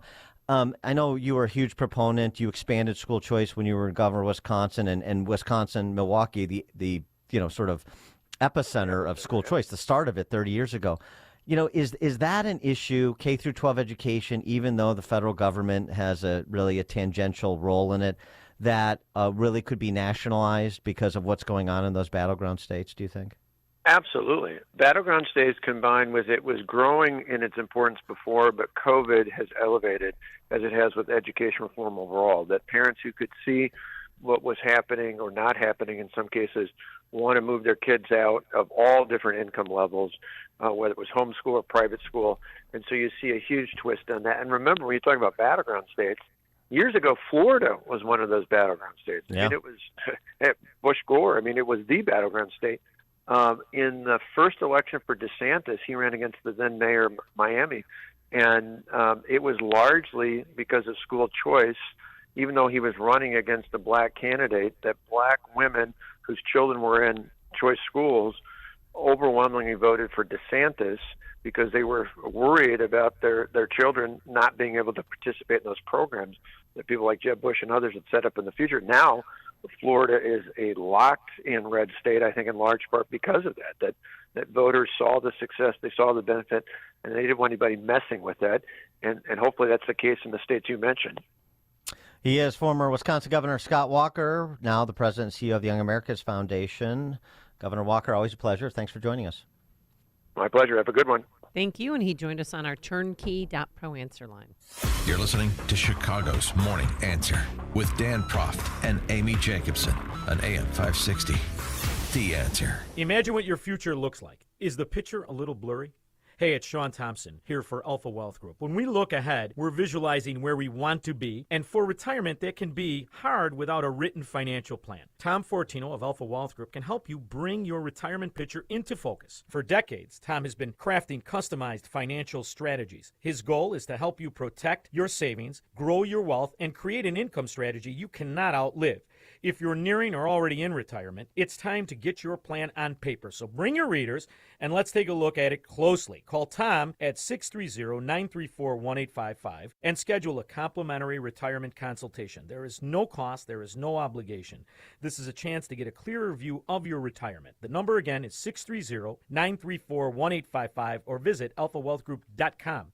And listen to the Alpha Wealth Hour Saturday mornings right here on AM 560 The Answer. Advisory services through Retirement Wealth Advisors, LLC, and SEC Registered Investment Advisor. Insurance and annuities offered through Alpha Wealth Group, licensed in Illinois. Happy New Year from Dutch Farms. Since 1987, Dutch Farms has been offering cheese, eggs, and hundreds of other dairy items to local grocery stores throughout Chicagoland and Northwest Indiana. Our goal is to bring the highest quality dairy items to you and your family at unsurpassed value. Dutch Farms is a 3-generation, local, family-owned business. Much of Dutch Farms' success can be directly attributed to our ongoing commitment to faith and family, to community, and to honoring the traditions of our Dutch heritage. Now, more than ever, we're prepared to carry on our long-standing promise to our customers, partners, team members, and neighbors. As we turn the page on 2023, Dutch Farms would like to wish the AM 560 listeners health and happiness in the new year. Please visit DutchFarms.com to learn more about the #1 dairy brand in all of Chicagoland, Dutch Farms. Well, I've been taking it for some time. We saw the ad, and we thought we would give it a try. And I noticed after the first month, we just felt better. I told my doctor, too, and she said, this sounds like a really good product for you to be taking. We plan to take it for life. I ran this by my doctor. I always run it by her, everything I take, and I told her I've been taking this for a while. Is this okay to take? She goes, oh, this is wonderful for you to take. Keep taking it. She goes, I approve this. This is very good. So she said, yes. She said, this is one thing you can take that's very good. I'm not going to stop taking Balance of Nature. Step into the new year with a new you. Go to balanceofnature.com and sign up as a new preferred customer to get 35% off your first order, plus a free fiber and spice supplement. Go to balanceofnature.com or call 1-800-246-8751 and get this exclusive holiday offer by using discount code CHICAGO.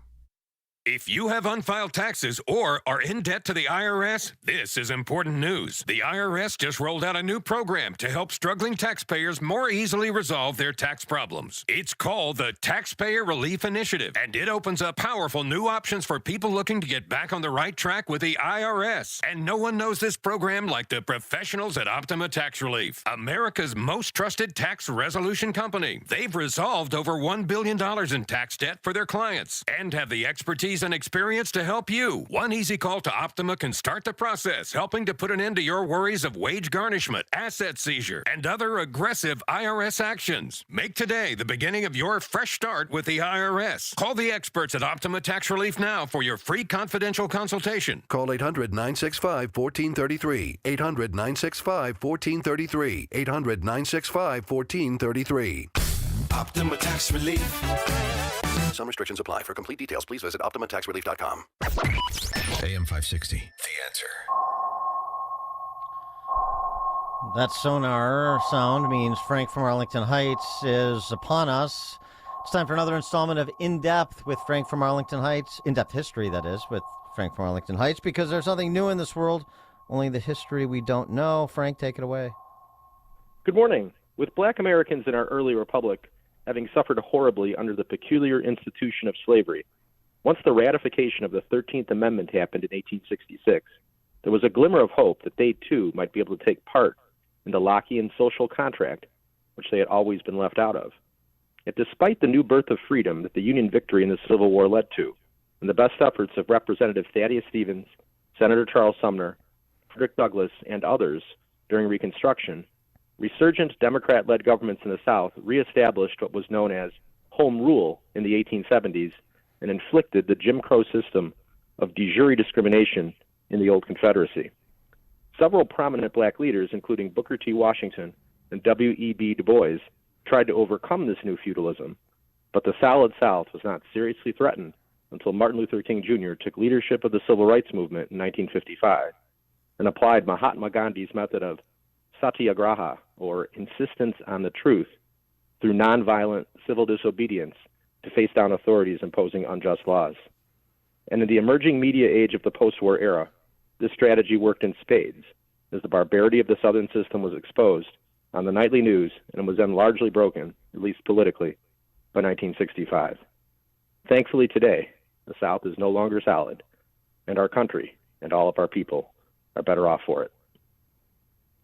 Very good, Frank, on this, day after Martin Luther King Day. It's very timely. And you also sort of insinuate the legacy of the Democrat Party that is not oft discussed, that since we were talking school choice with Scott Walker, it was the Democrats like Oral Faubus, the governor of Arkansas, standing at the schoolhouse doors preventing the Little Rock Nine from integrating after the Brown v. Board of Education decision. So, yes, more history the Democrats wish we didn't know. Yes, this sordid history should be the Democratic Party's millstone. That's what it should be. Theodore Bilbo, senator from Mississippi, Democrat. Ed Cotton Smith, senator from South Carolina, Democrat. You mentioned Oral Faubus. There are many others. Yeah, Thanks so much, Frank, as always. Appreciate it. All right, coming up on Chicago's Morning Answer. We'll turn our attention to Trump's trials with Andy McCarthy at 7:07. Today it's going to be sunny but brisk, bitter cold, a high of 0 degrees. It is now 7 a.m. WIND Chicago.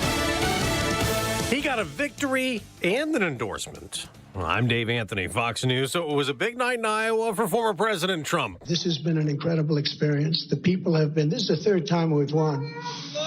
But this is the biggest one. He got a record 51% of the vote in the Iowa Republican caucuses. Fox's Bill Maluzhin's in Des Moines. Trump had a dominant victory last night. He won 98 out of 99 Iowa counties, and the one county he lost was by one single vote. And as for Ron DeSantis and Nikki Haley, they were neck and neck for most of the night, but it was DeSantis who ended up coming out on top for second place, coming in with 21% of the vote, while Nikki Haley ended at 19%. She came in third. DeSantis says that's despite the media writing him off. They even called the election before people even got a chance to vote. Vivek Ramaswamy finished a distant fourth and dropped out of the race. Earlier tonight, I called Donald Trump to tell him that I congratulated him on his victory, and now going forward, he will have my full endorsement. New Hampshire's next. That primary is a week away, so Trump, DeSantis, and Haley will all campaign there today. But first, the former president is expected in court again today in New York for a second defamation trial. Author E. Jean Carroll won her first case, alleging he sexually assaulted her in the 1990s, then defamed her, denying it. Carroll sued again after the jury sided with her because the former president called her a whack job, insisting still it never happened. 150 million Americans are being warned about frigid cold, and not just in the north. An Arctic air mass has settled in as far south as the Gulf Coast, with wind chill advisories from coastal Texas to Florida. Winter weather advisories also in place, stretching from the southeast into Maine. Fox meteorologist Janice Dean, it's affecting travel too. More than 1,200 flights are canceled. There is a search off the coast of Somalia for 2 U.S. Navy SEALs who went missing on a mission to intercept a ship smuggling weapons to Iran-backed rebels. America's listening to Fox News.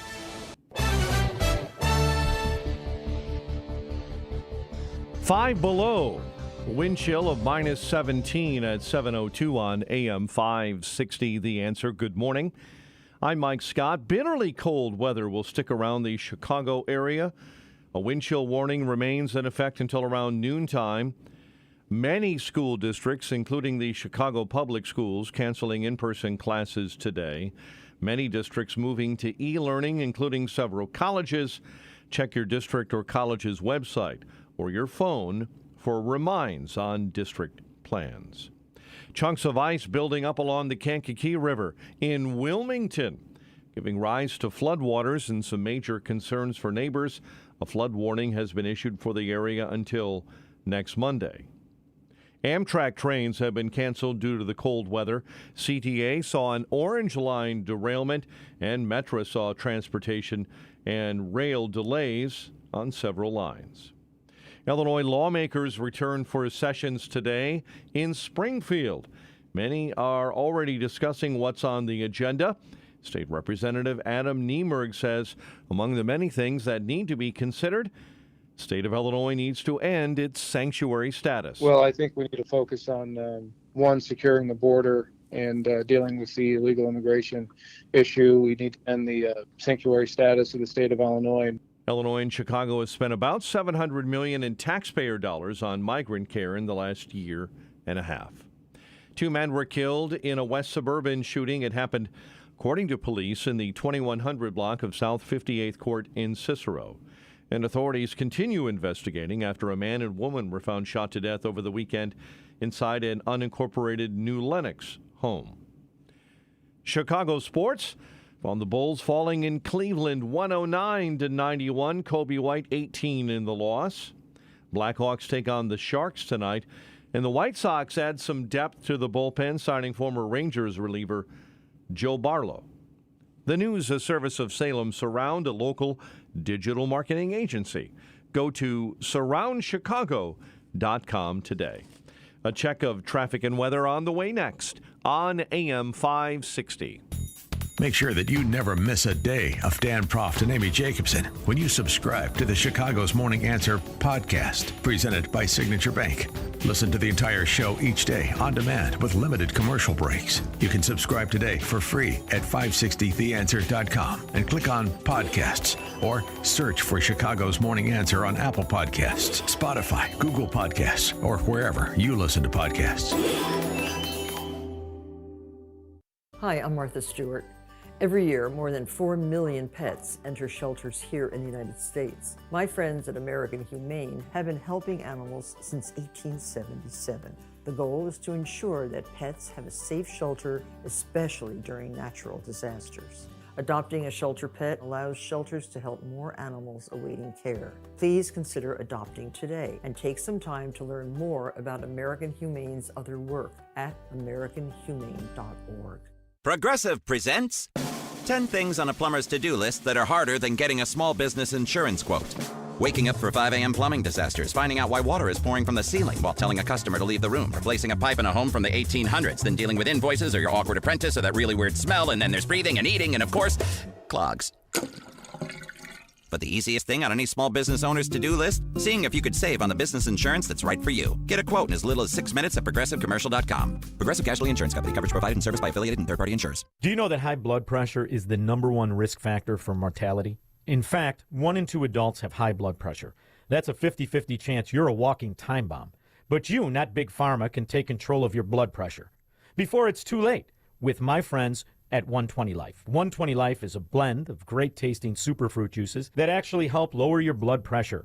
It's formulated with ingredients that have been shown to naturally control high blood pressure and are endorsed by thousands of health professionals. You can try it for yourself risk-free with their 2-week trial pack. Go to 120life.com and use the code NEWYEAR to save 20% and receive free shipping. They are so sure that 120 Life can noticeably lower your blood pressure in 2 weeks that they'll give you your money back if you're not satisfied. So you have nothing to lose but those high blood pressure numbers. Order now at 120life.com and remember to use coupon code NEWYEAR to save 20%. This is serious. It's your life we're talking about here. So hurry up. The offer ends January 31st. 7:07, Team Hochberg Traffic Center time. Let's get the update on the roads. We will start on the interior expressways. Building conditions on the inbound Kennedy 21 and climbing O'Hare into the Burns Circle interchange. Ike inbound right now, 30 minutes, 390 to the old post office. Dan Ryan coming in, 15 minutes, 95th into the Burns Circle interchange. They are just getting set to reopen Route 53 southbound between Lake Cook Road and Dundee. Big delays there after an earlier accident involving a semi. Icy roads there are being dealt with by sand and salt this morning. There's also a bad accident being shoved out of your way, Main Street in Madison in Lombard. Chicago's Morning Answer continues next. AM 560 Weather Center forecast.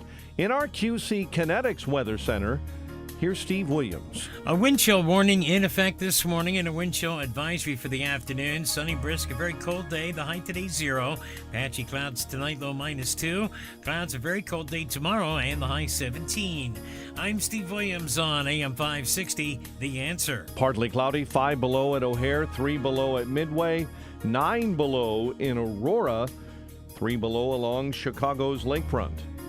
Your next news update is 7:30. Chicago's Morning Answer continues next on AM 560, The Answer. Now, from the Signature Bank Studios, this is Chicago's Morning Answer with Dan Proft and Amy Jacobson on AM 560, The Answer.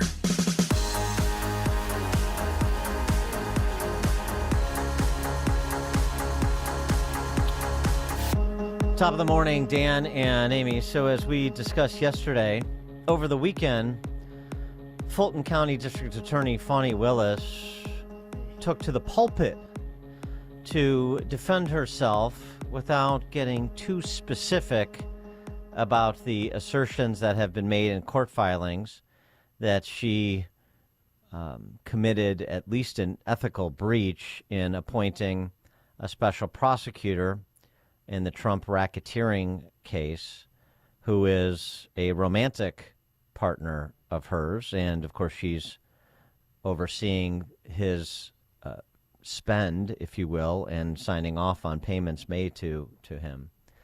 So this is a very interesting choice that she made. And I have a theory about why she chose to do what she did. But first, a snippet of what she said. You cannot expect black women to be perfect and save the world. The Lord is completing us. We are not perfect. We need your prayers. We need to be allowed to stumble. We need grace. With that kind of support, we will move mountains and do Jesus' will.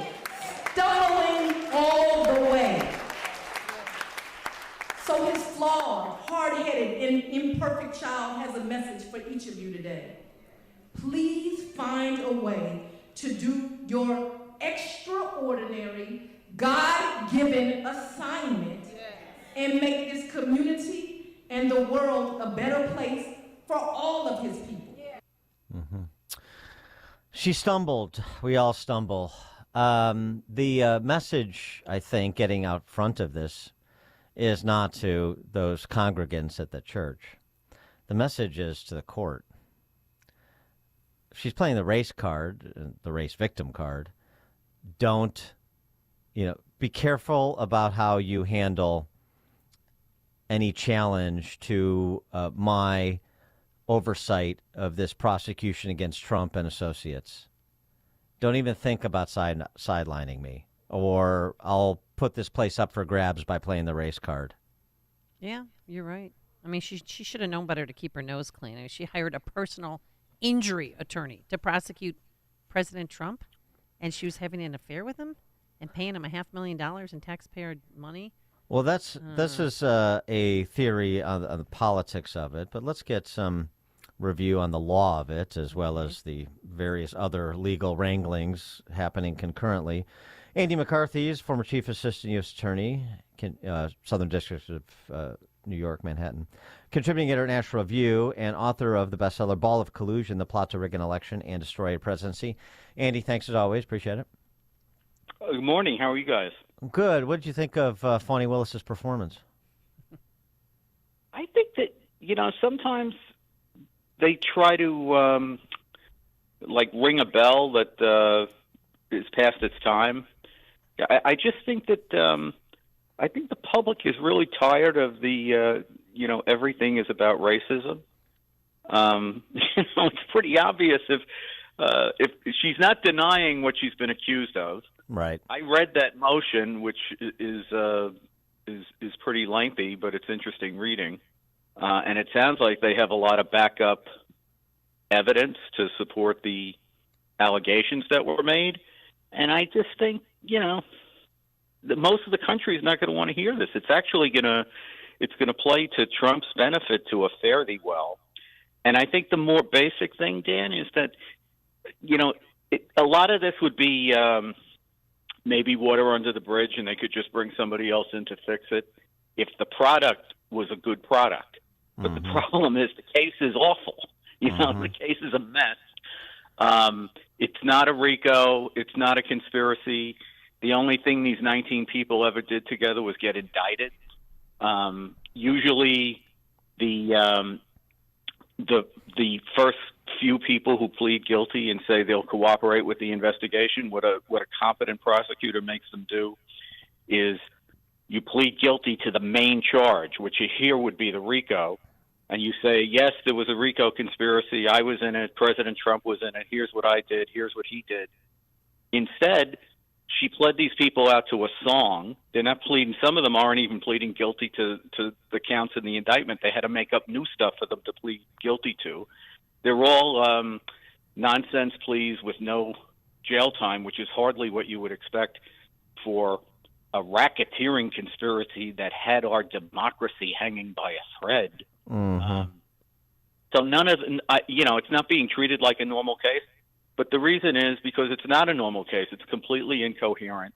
It's not a crime to try to change the result of an election. Like there's no statute that says illegally trying to change the result of an election. So in criminal law, you have to, for a conspiracy to be valid, it's got to be a conspiracy to violate a criminal statute. She doesn't have that, so she's tried to paper it over with RICO. And the thing is, a RICO conspiracy, the crime is to be a member of an organization that is trying to continue on in time and space in order to generate income and the like. Here, this thing wasn't even an organization. These 19 people didn't regard themselves as belonging to something. Like, you know, if you're in the Gambino family, you want to belong to the Gambino family, right? You want to the existence of the Gambino family to continue. That's what racketeering law is about. This group, they didn't even see themselves as a group, and no matter what happened in terms of the election, on January 20th of 2021, it was going to be over no matter what. So that's not a RICO. That's not a racketeering organization.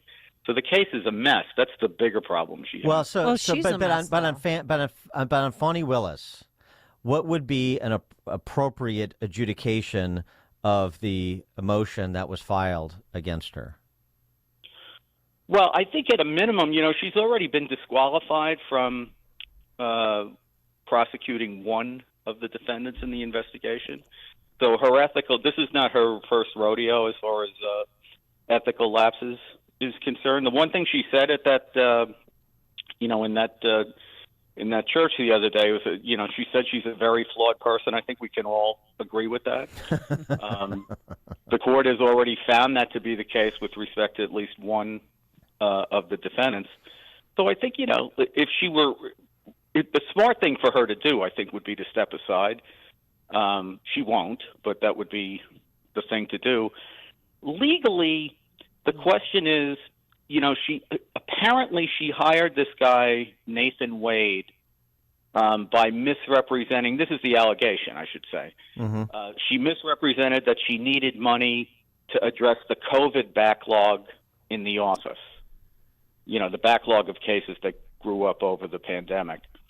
And she tapped into that money to hire this guy who she's apparently paying. Like, she pays him more than she makes herself, and she's the boss of the office, right? She's paid him like $700,000 or something in the last 2 years. And then, the allegation is she derives benefit of that because they go off on trips together and the like. But for the case, the more important thing is she apparently didn't tell Fulton County that she was bringing him on as a special counsel, which she's required by law to do. And then he didn't file his oath of office with the court before he began acting on the case, which he's required by law to do. So the question is the inception of the case injected with illegality such that you can argue that the indictment is insufficient or the indictment is infirm? That's a tough road to hoe, but that's where they're trying to go with this. He's a personal injury attorney. He's never prosecuted anyone. I mean, and why did it take so long for that to come, bubble up to the surface? Well, I think it's because no one raised it until this defendant raised it. And from what I gathered, Amy, reading the motion, it took a lot of work. I mean, like, for example, this divorce file that the defendant went into to get a lot of this information, I think they were on to the fact that people were starting to snoop around there. So somehow, and this is very curious under the law of Georgia, they managed to get that thing sealed. So then there was a big to-do over whether it was okay to use the information from it that they had already gotten or not. So I think it was a lot of investigative work to get this information, and then there was some sort of legal landmines about going public with it. And then, the other thing that always happens in these cases is if you're in a 19-defendant case and you see the prosecutor is giving away the store even to top people who've been labeled as top defendants in the case, like Sidney Powell, she gets a slap on the wrist. You don't want to poke the bear with the prosecutor if you think, maybe I can get one of those deals. So there's probably some hesitancy about raising it for that reason as well. But, you're right. There's explosive information in there. One of the other Trump trials. So the arguments before the D.C. Circuit Court of Appeals last week on presidential immunity. Did Trump's lawyer make a mistake by indulging Judge Pan's hypothetical about ordering the assassination of a political opponent, which of course became the headline? Trump's lawyer argues that he could order the assassination of a political opponent, and unless he was impeached and convicted in that political process, he couldn't be prosecuted for ordering a murder. The argument, I mean, so there's that actual argument about is that a fair reading of presidential privilege, number one. Number two is, would have been more judicious for his attorney to say, well, he's not charged with anything like that. So we don't have to go into these absurd, incendiary hypotheticals. Let's look at what he's actually been charged with and see how that comports.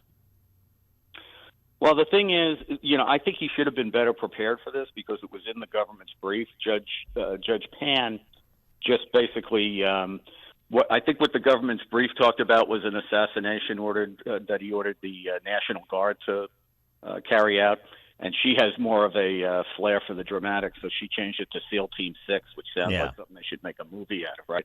But you got to when you know that that's where they're coming, you have to be prepared for that. And you don't get to tell the judge, no, I don't need to answer that because, let's talk about what the charges are here, because the judge can demand an answer to her question. So you have to be prepared with that. And the fact of the matter is, this is what appellate argument is about. What they try to do is take the logic of your position and put it in the worst-case scenario that you would have to defend. And I think he should have been prepared forthrightly to say, yes, it's an absurd example because it assumes that the greatest armed forces in the history of the world would carry out an illegal act like that. And it assumes that even though we've gone through a quarter of a millennium without anything like that happening, that's suddenly going to start happening again. But yes, if it's his official act, he has immunity for it, and he's subject to impeachment by Congress, but not prosecution by the federal government. And the fact is, we have a lot of rules that apply to all situations, and most of the time there's no problem with it. Like, for example, attorney-client privilege, or priest-penitent privilege, or spousal privilege. But every now and then, I'm going to commit a gruesome murder where the only witness is my wife, or the only way the prosecutor can make the case is by subpoenaing my lawyer or subpoenaing my priest. Should we get rid of all those privileges because we have a terrible result in one case? Of course not. That's the way that you have to be prepared with your own parade of horribles to answer that. The fact is, the powers of the presidency are awesome. So if a president abuses his power, it could have terrible, terrible results. And in any individual case, such as Bill Clinton selling a pardon to Mark Rich, every now and then you're going to get a situation where a president is beyond being impeached because he's already served 2 terms, he's out of office, and the power that he used is an unquestioned power of the presidency, as the pardon power is. Every now and then you're going to have a situation where a president is beyond being prosecuted and beyond being impeached. That doesn't mean that the answer to that is to make every presidential action subject to post facto investigation and criminal prosecution by the prosecutors of the next party that comes into office, because we have a lot more evidence of rogue prosecutors using their powers in a political way than we have of presidents ordering murders. Do you expect that's where the Supreme Court will come down on this once the D.C. Court of Appeals rules against Trump and they take it up to the High Court? I don't know. I mean, if they were going to use the logic of the case against Nixon in the 80s, where they said no civil lawsuits against the president for official acts, then I think it would make sense to have the same rule for criminal prosecution, because unlike the 1980s, we now no longer have a norm against politicized prosecution, so all presidents will have to worry about it. But on the other hand, this Supreme Court pays a lot more attention to the text of the Constitution and the original intent of it. There is nothing in the Constitution supporting presidential immunity. That court, the Supreme Court in the early 1980s, when they gave it to Nixon, they basically made it up. You know, those were the days when we had pretty freewheeling judicial policy making on the Supreme Court. But after Justice Scalia's career, it became a lot more important what the text says and what the original intent was. And I wish there was immunity in the Constitution, but I don't see it.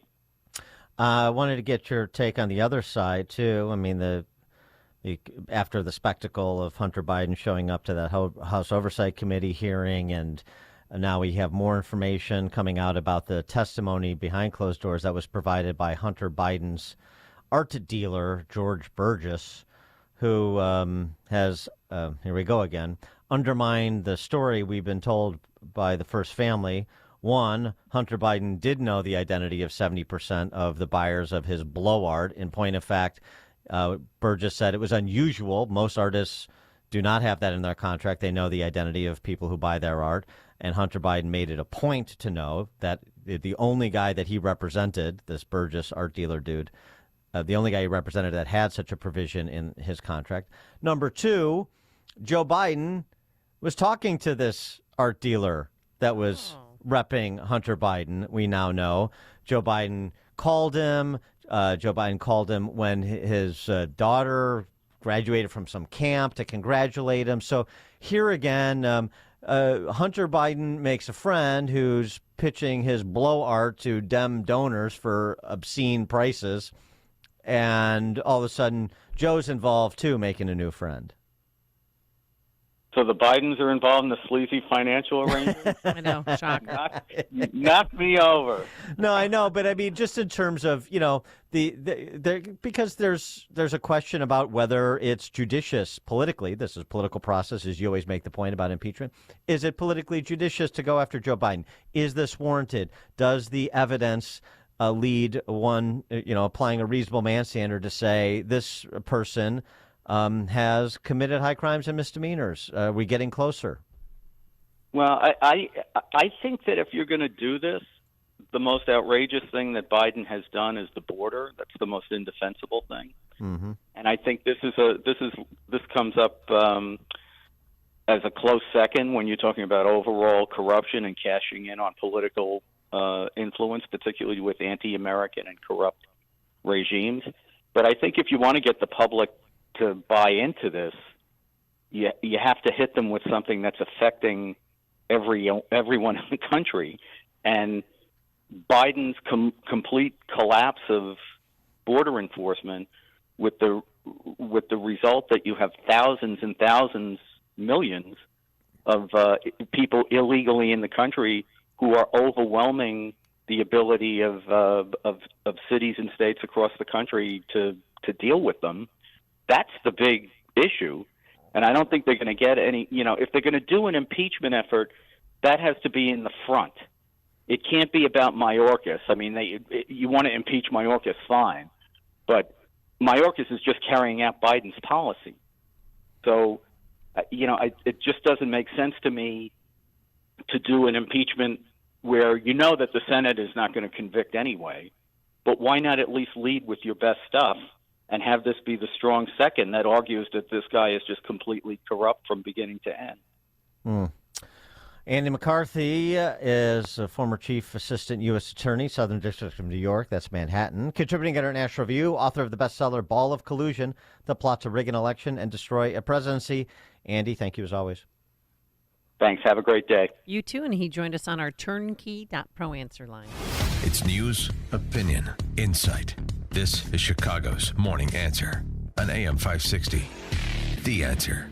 A storm is on the horizon, and you need to keep the lights on no matter what. Your business relies on the power being on 24/7. It's the lifeblood of your data and computer systems. Weather-related outages from the power company are not acceptable. Your need for a source of power that's reliable 24/7, along with round-the-clock service that can dispatch technicians to your site immediately, is mission critical. Your business needs Charles Equipment Energy Systems on speed dial. These are the big boys, not residential residential or solar, but reliable industrial generators for emergency backup or events. When you need more than a 100-foot extension cord plugged into a small engine generator, call Charles Equipment Energy Systems. They keep the lights on with rental generators for job sites or power outages. A storm is on the horizon. Plan ahead. Call now to prepare generators for storms and potential power outages. Call 630-834-6000, 630-834-6000, or charlesequipment.com.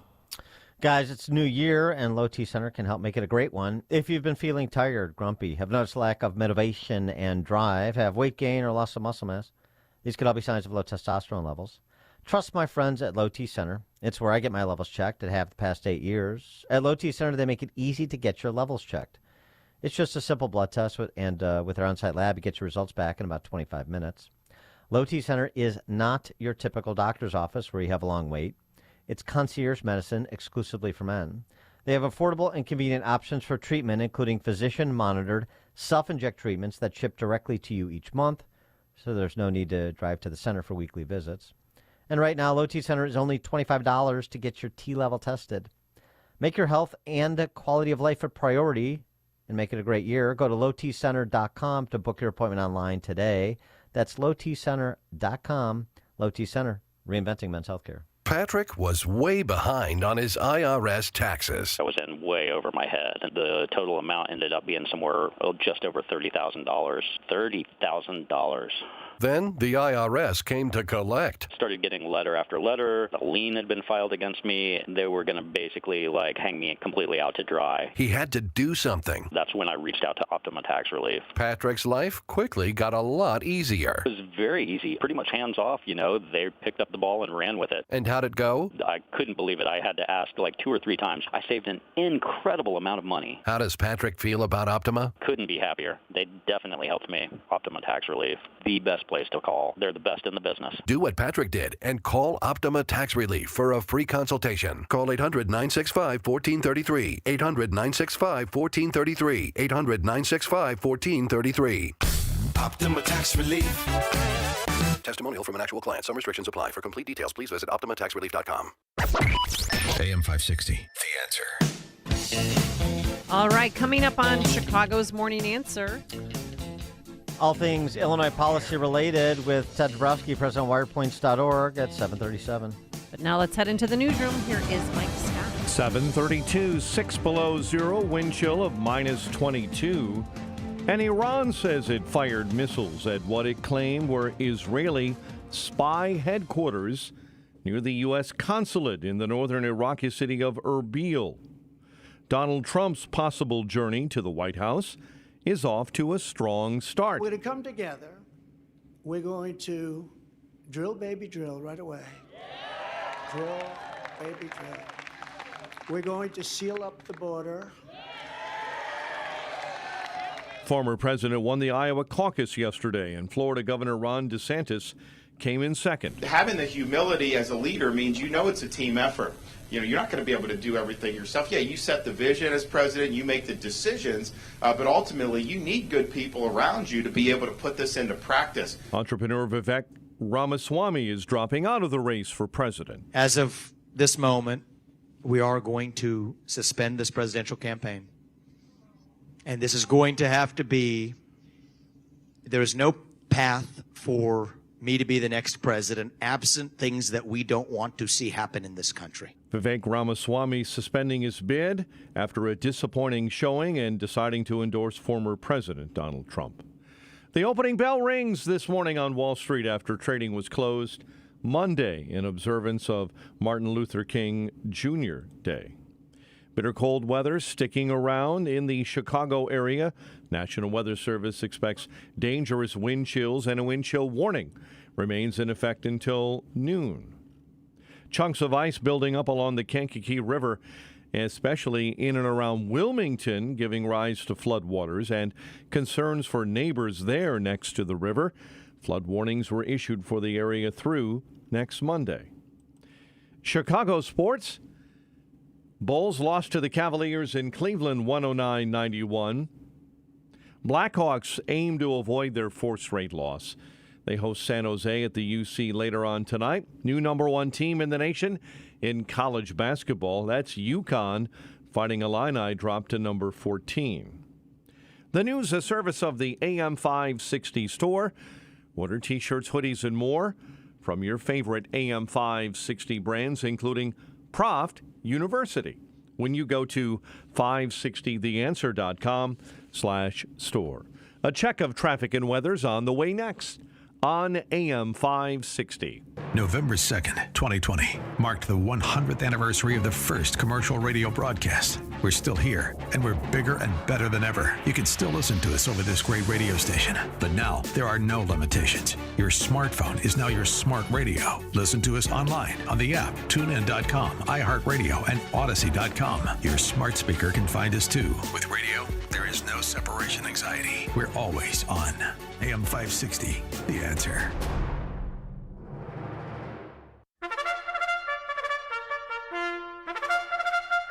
It's Reveille. In a sane world, our elected leaders would put citizen safety above all other concerns. They would treat tax money as a finite resource to be spent with the utmost care and responsibility.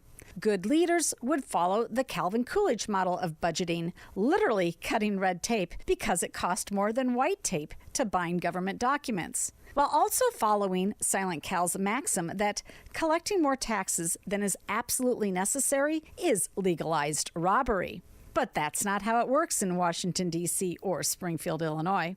The latest budget plan in D.C. only adds to the now $34 trillion in debt the U.S. has accumulated instead of working to pay it off. They want money for Ukraine and Israel with no strings attached on securing our own border. The spending limit set last year in the debt ceiling debate, just months later, has been thrown away in the current plan on the table. It's no better in Illinois. Governor Pritzker supports illegals and enhanced sanctuary state policies. But now he's calling Texas Governor Abbott callous for sending migrants up here in cold weather. He's on track to spend $1.5 billion this year on those who entered illegally. Some of them are criminals and terrorists. Very few qualify as asylum seekers. Then Pritzker signed one of the biggest tax incentive deals in Illinois history by giving a Chinese communist company $536 million to compete against Americans. And unbelievably, he gave that same company $125 million up front before any work has been done. Is that what you sent your tax money to D.C. and Springfield for? If none of this makes sense to you, pay attention to who you vote for. I'm Jeannie Ives. To learn more, listen to my radio show on AM 560 from 7 to 9 p.m. on Sunday and sign up for my newsletter at breakthrough-ideas.com. Well, I've been taking it for some time. We saw the ad and we thought we would give it a try. And I noticed after the first month, we just felt better. I told my doctor too, and she said, this sounds like a really good product for you to be taking. We plan to take it for life. I ran this by my doctor. I always run it by her, everything I take, and I told her I've been taking this for a while. Is this okay to take? She goes, oh, this is wonderful for you to take. Keep taking it. She goes, I approve this. This is very good. So she said, yes. She said, this is one thing you can take that's very good. I'm not going to stop taking Balance of Nature. Step into the new year with a new you. Go to balanceofnature.com and sign up as a new preferred customer to get 35% off your first order, plus a free fiber and spice supplement. Go to balanceofnature.com or call 1-800-246-8751 and get this exclusive holiday offer by using discount code CHICAGO. Calling all firearm owners, enthusiasts, and Second Amendment patriots. Both experienced and novice customers are cordially invited to visit MOA Industries in Bensenville. MOA Industries is a Class 7 firearms dealer providing a myriad of services, including firearm sales, gunsmithing, certified Cerakote application, laser engraving, firearms instruction on a private range, firearms transfers for only $40, and discounts for veterans and first responders. With a large selection of firearms, customization services, and CCL license classes and renewals, MOA Industries strives to be your one-stop shop for all your firearms needs. Visit MOAindustries.com today. Your Second Amendment needs are the first priority. No high-pressure salesmen, just friendly, relaxed professionals dedicated to providing the best service possible. MOA Industries is located in nearby Bensonville. Ready to pull the trigger? Call 630-766-7593. That's 630-766-7593. Or visit online at MOAindustries.com. That's MOAindustries.com. MOAindustries.com. Staples stores provide innovative products and services for small business, remote workers and learners, even teachers and parents. Explore more at your local Staples store. 7:39, Team Hochberg Traffic Center time. We will start on the south side. Morgan Park neighborhood, 111th is blocked off, and Metro's Rock Island running with irregular service, all because of a Metro Rock Island train hitting an unoccupied van, a vehicle on the tracks. It's causing delays again on the south side.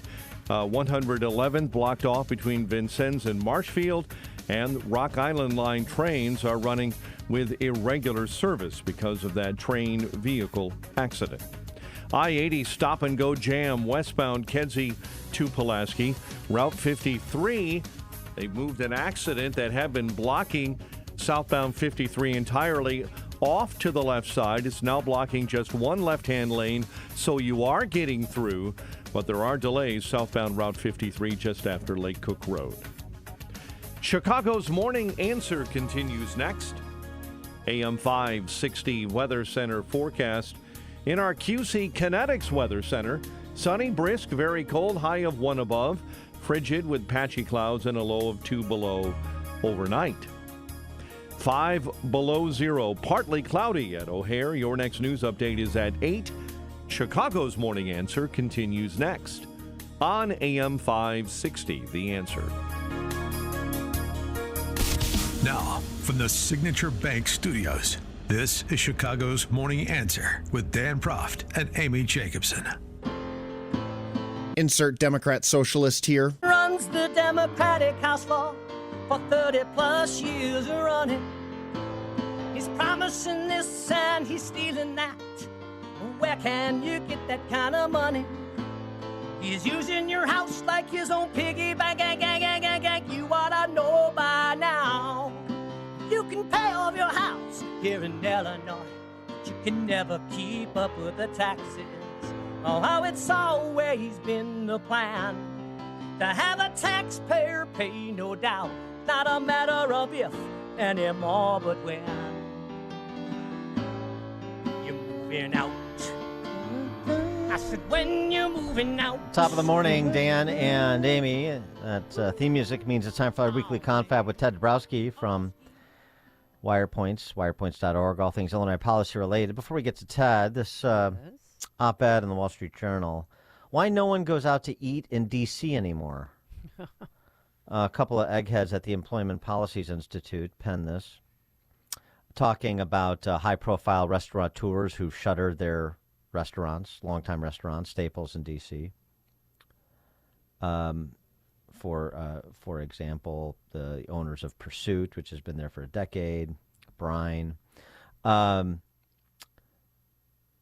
The restaurateur is saying combined effects of the pandemic, sputtering economy, spike in violent crime made it impossible to survive. Homicides in D.C. were up 35% last year. And carjackings and robberies. Car thefts up 82%. 82%. They even, didn't they try to carjack Biden's granddaughter's motorcade? Yeah, Remember when that? she was not in the car, Right, but you're but right. still. Mm-hmm. Yeah. Secret Service were in there, and they tried to carjack them. That's nice. The owner, safe.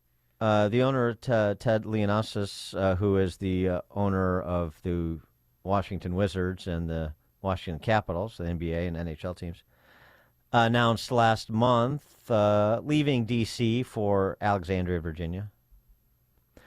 Things got so bad around the Capital One Arena in Chinatown in D.C. that the owner was forced to hire off-duty police to keep visitors to the arena safe. And then there's this, too, just in terms of the obvious parallels.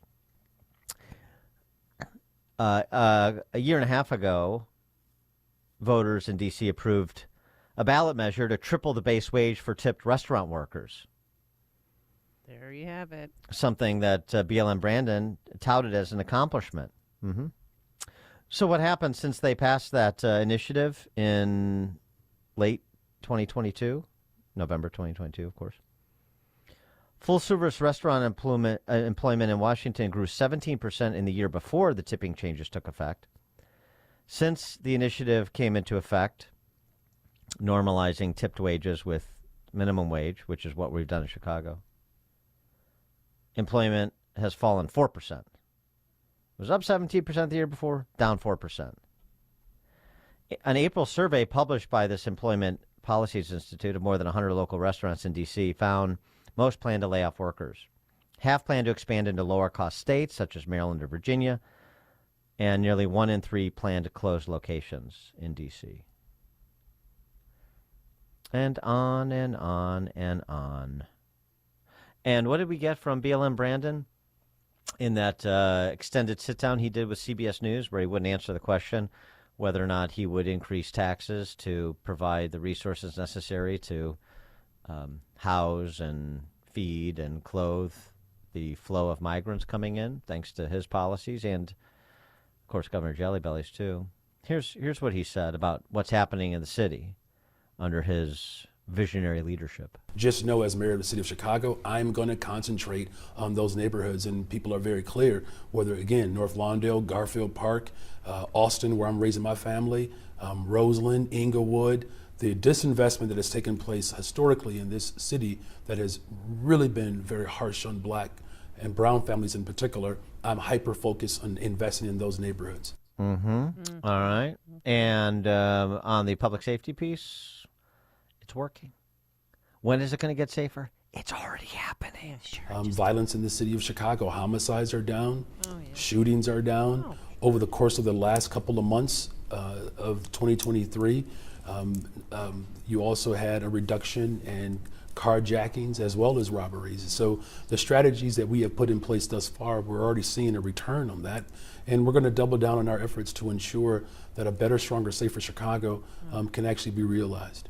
I'll tell you what. Better, stronger, safer Chicago. He can't go through any interview without saying that. But yes, those statements are music to the ears of Northwest Indiana. That means a lot of talented restaurateurs and talented people from a lot of walks of life will be continuing to move there, just like D.C. residents move to Northern Virginia. But he's lying to us. The armed robberies are up 26%.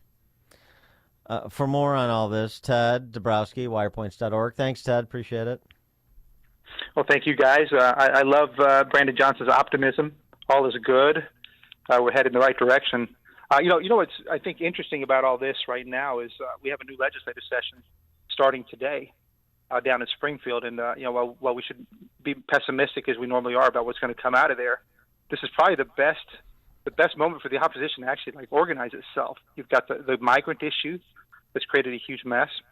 Education, as we've been reporting on, is a disaster with most kids not being able to read, and then you got the crime issue. So it's a really good time to mount an opposition.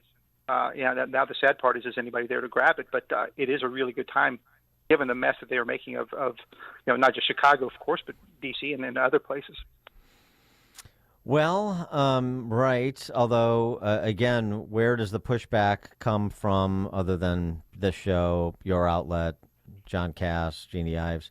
Where does the pushback come to statements like you just heard from Brandon Johnson? Number one, I mean, everything he said is totally untrue.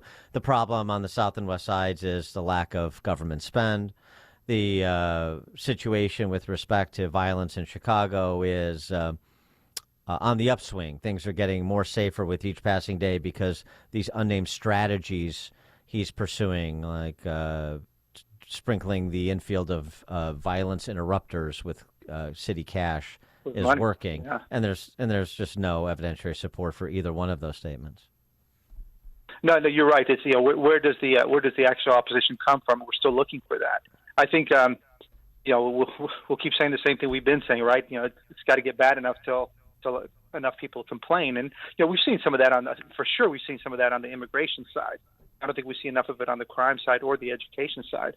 But it was good to see that reporter push back on Johnson and not let Johnson do his typical thing where he says a lot of word salad. She pressed him 3 times and never got the proper answer, but she pressed, and I was impressed with that. Well, he also said no one ever asked me if I was going to raise taxes.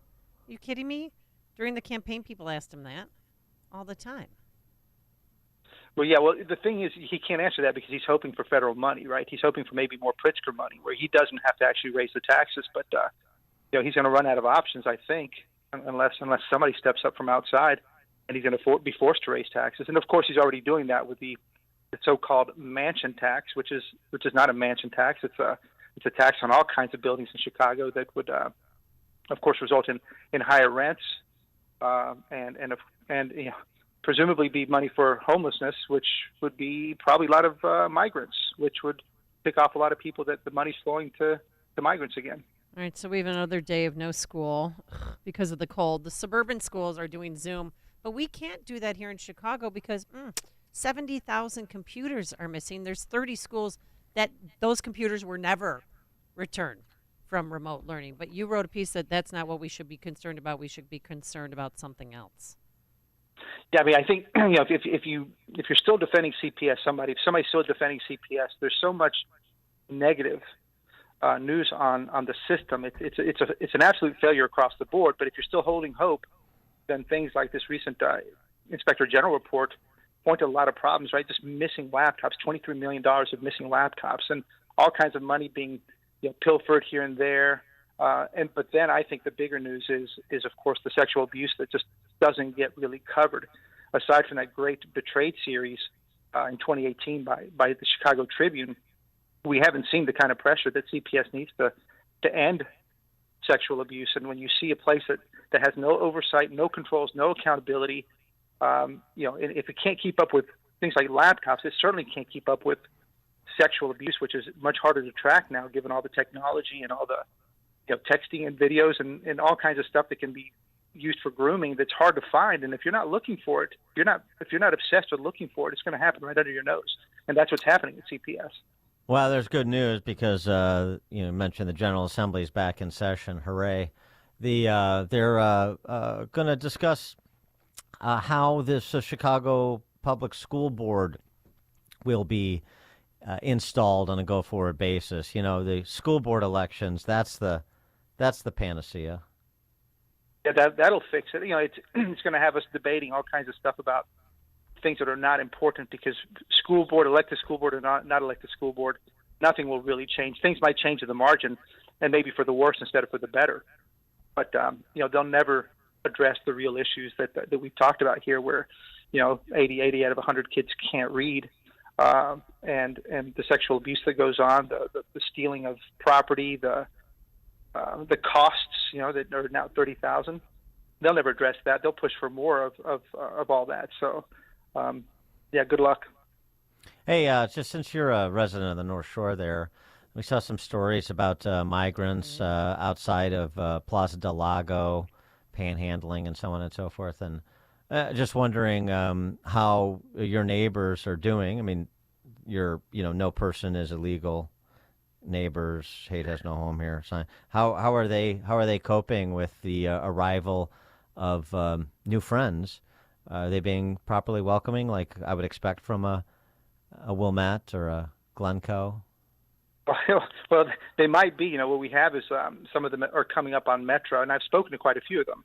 They can come up on Metro. They come and hang out by the Jewel or by the Whole Foods, and I asked them why they come up here, and it's more competition down in the city, so they come out here.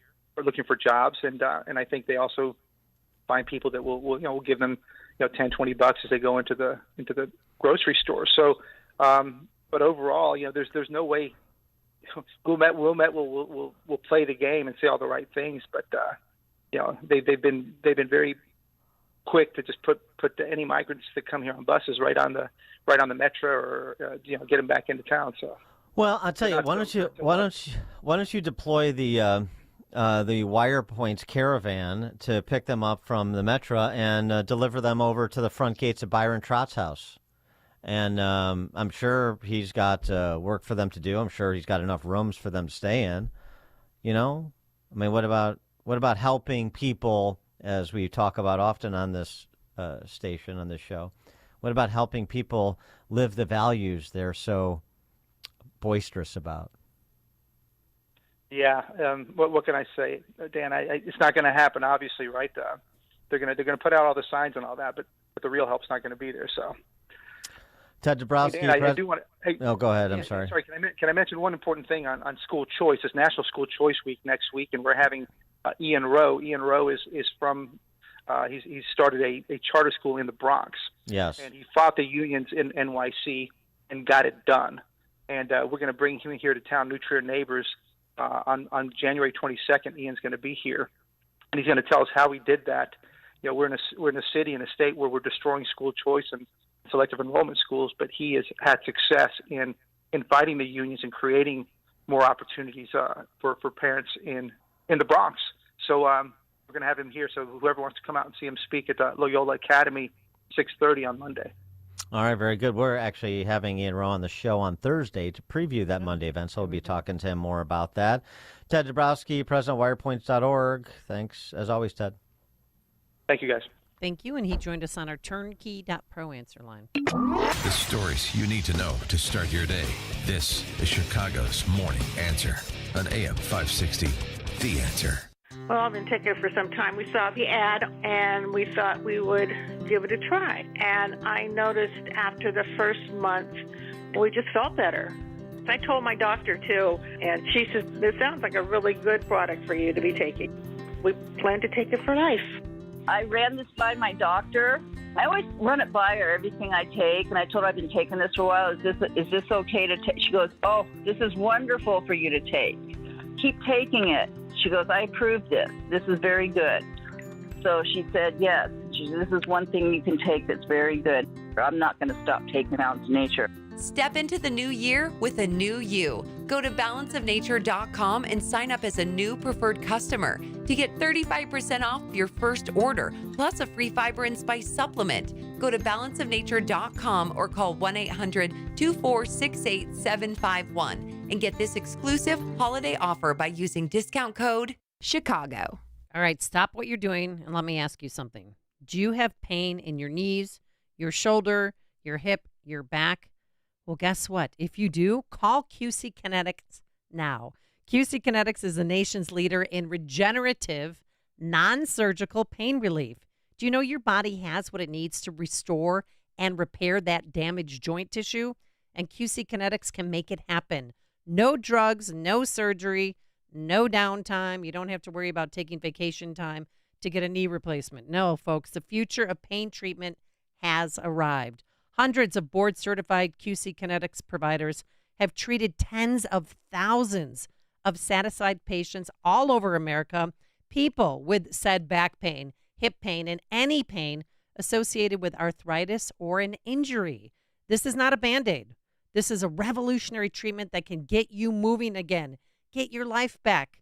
Because when you're miserable because of the pain, guess what? People around you, they're miserable too. So be proactive and call for a free consultation. The number to call is 312-809-5955. That's 312-809-5955. Get your life back. 312-809-5955. It's a new year, and that means New Year's resolutions. Hi, Amy Jacobson here, and if one of your New Year's resolutions was to do more to help others, then we want to let you know that you still have the opportunity to make a difference in the lives of children in Latin America and the Caribbean through Food for the Poor. Your donation of just $80 provides food for an entire year for 2 children. That's life-changing. Just because the Christmas season is over, that doesn't mean that the need has gone away. Food for the Poor is a faith-based organization that works with partners on the ground to make sure these children are fed. You know, we talk a lot about the root causes of our immigration crisis, and one of those causes is the situation in many of these countries. This is your chance to help take care of others. To make a donation of any amount, just visit 560theanswer.com/foodforthepoor. That's 560theanswer.com/foodforthepoor. Thanks again for your generosity. 45 years ago, I started Permaseal Basement Systems working out of my apartment and F-150 pickup truck. Today, we've helped over 500,000 people in greater Chicagoland make their homes healthy and more valuable. Hi, I'm Roy Spencer. I'd like to thank all of you who have trusted Permaseal and reassure you that your trust is well placed. You can trust Permaseal to use only our own professional employees that will respect you and your home.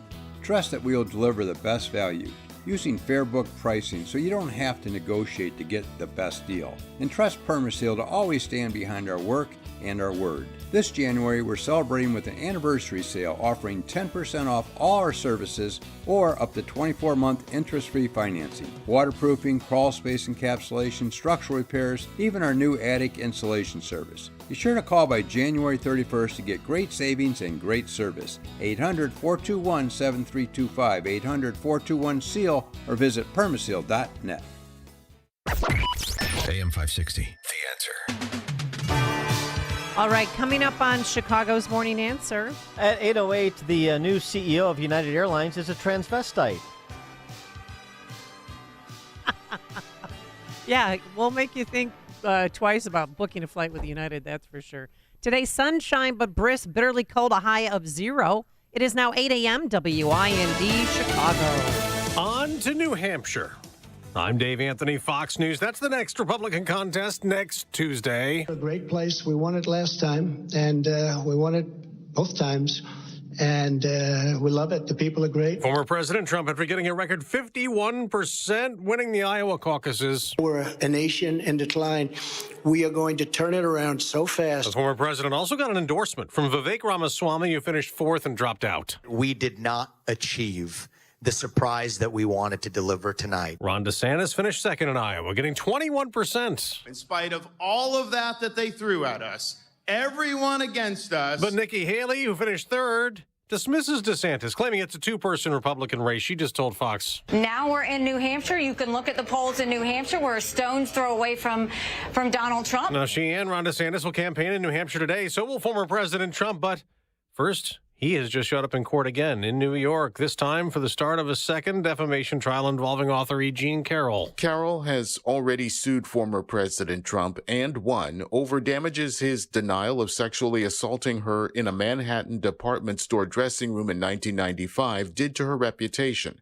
Carroll was ordered to be paid $5 million after that trial last year. Fox's Gernal Scott, she sued again when the former president called her a whack job on TV, continuing to deny her accusations. It is cold across America. Wind chill warnings or advisories from Montana to Texas to Georgia to Pennsylvania. And Fox's Tanya J. Powers reports. Schools are closed in Chicago, Denver, and Dallas. Power outages are a concern across the country, with utility officials like Memphis Light, Gas, and Water President Doug McGowan saying increasing electricity demand may mean issuing an energy conservation alert. And on Wednesday morning, we think it might actually reach its record high for our area. America's listening to Fox News.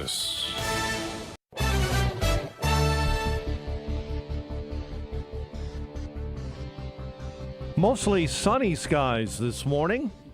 6 below zero, a wind chill of minus 19 at 8:02 on AM 560. The Answer. Good morning. I'm Mike Scott. Bitterly cold weather sticks around the Chicago area.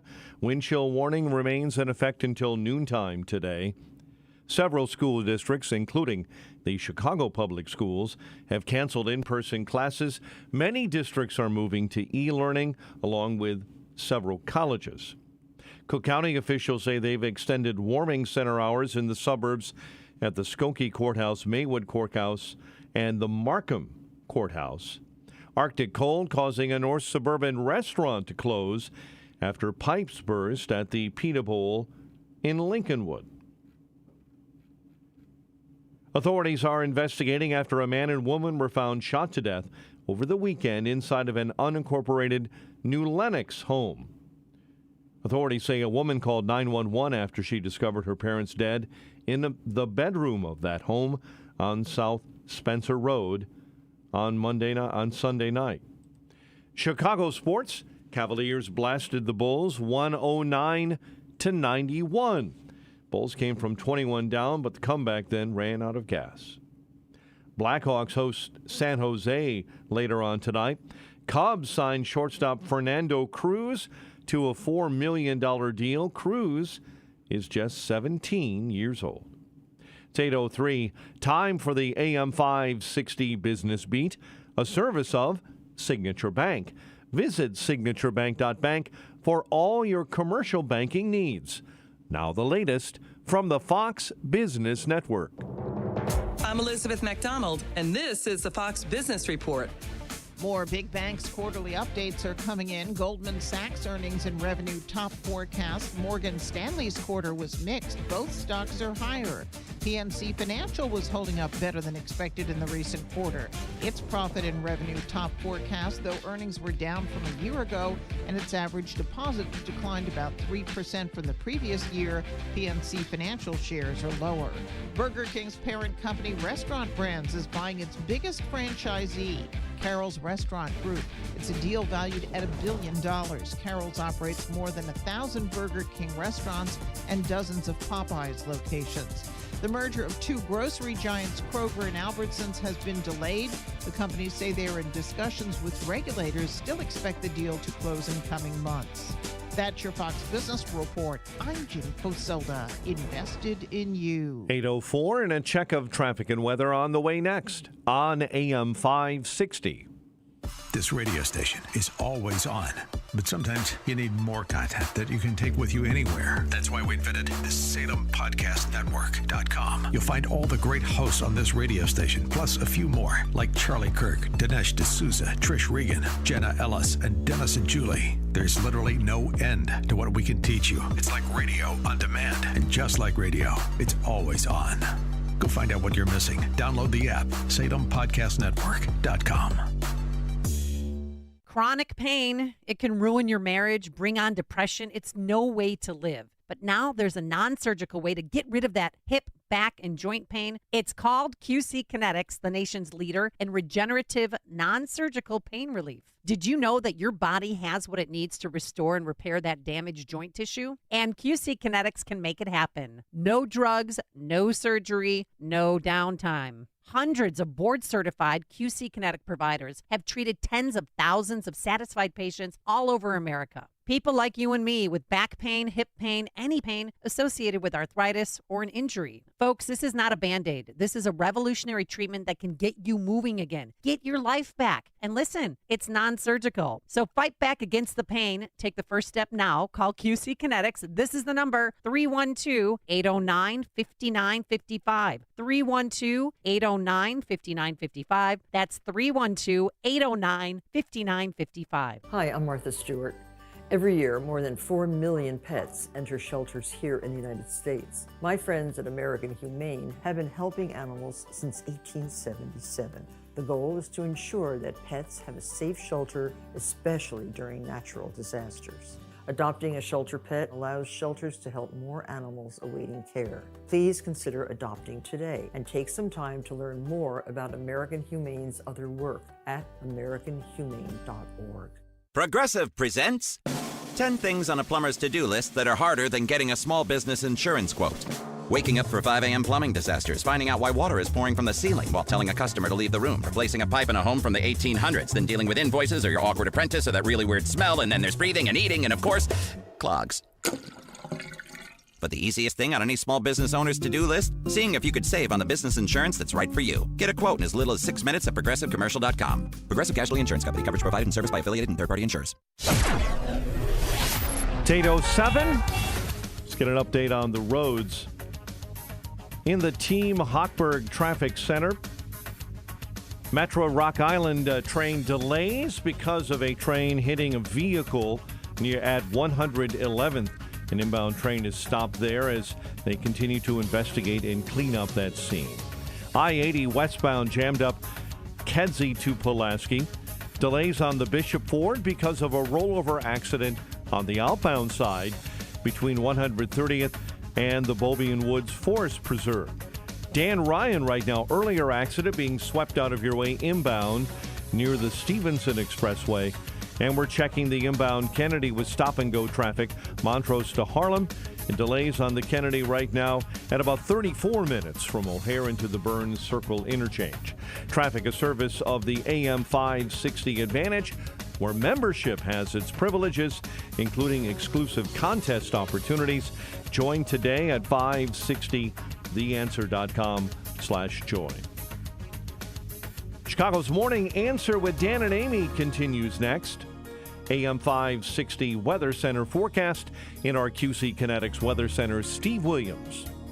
A wind chill warning in effect this morning and a wind chill advisory for the afternoon. Sunny, brisk, a very cold day. The high today 0. Patchy clouds tonight, low -2. Clouds, a very cold day tomorrow and the high 17. I'm Steve Williams on AM 560, The Answer. -5 at O'Hare with a wind chill of -21. Your next news 8:30.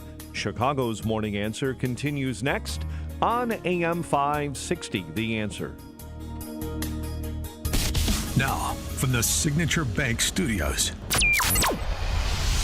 This is Chicago's Morning Answer with Dan Proft and Amy Jacobson on AM 560, The Answer.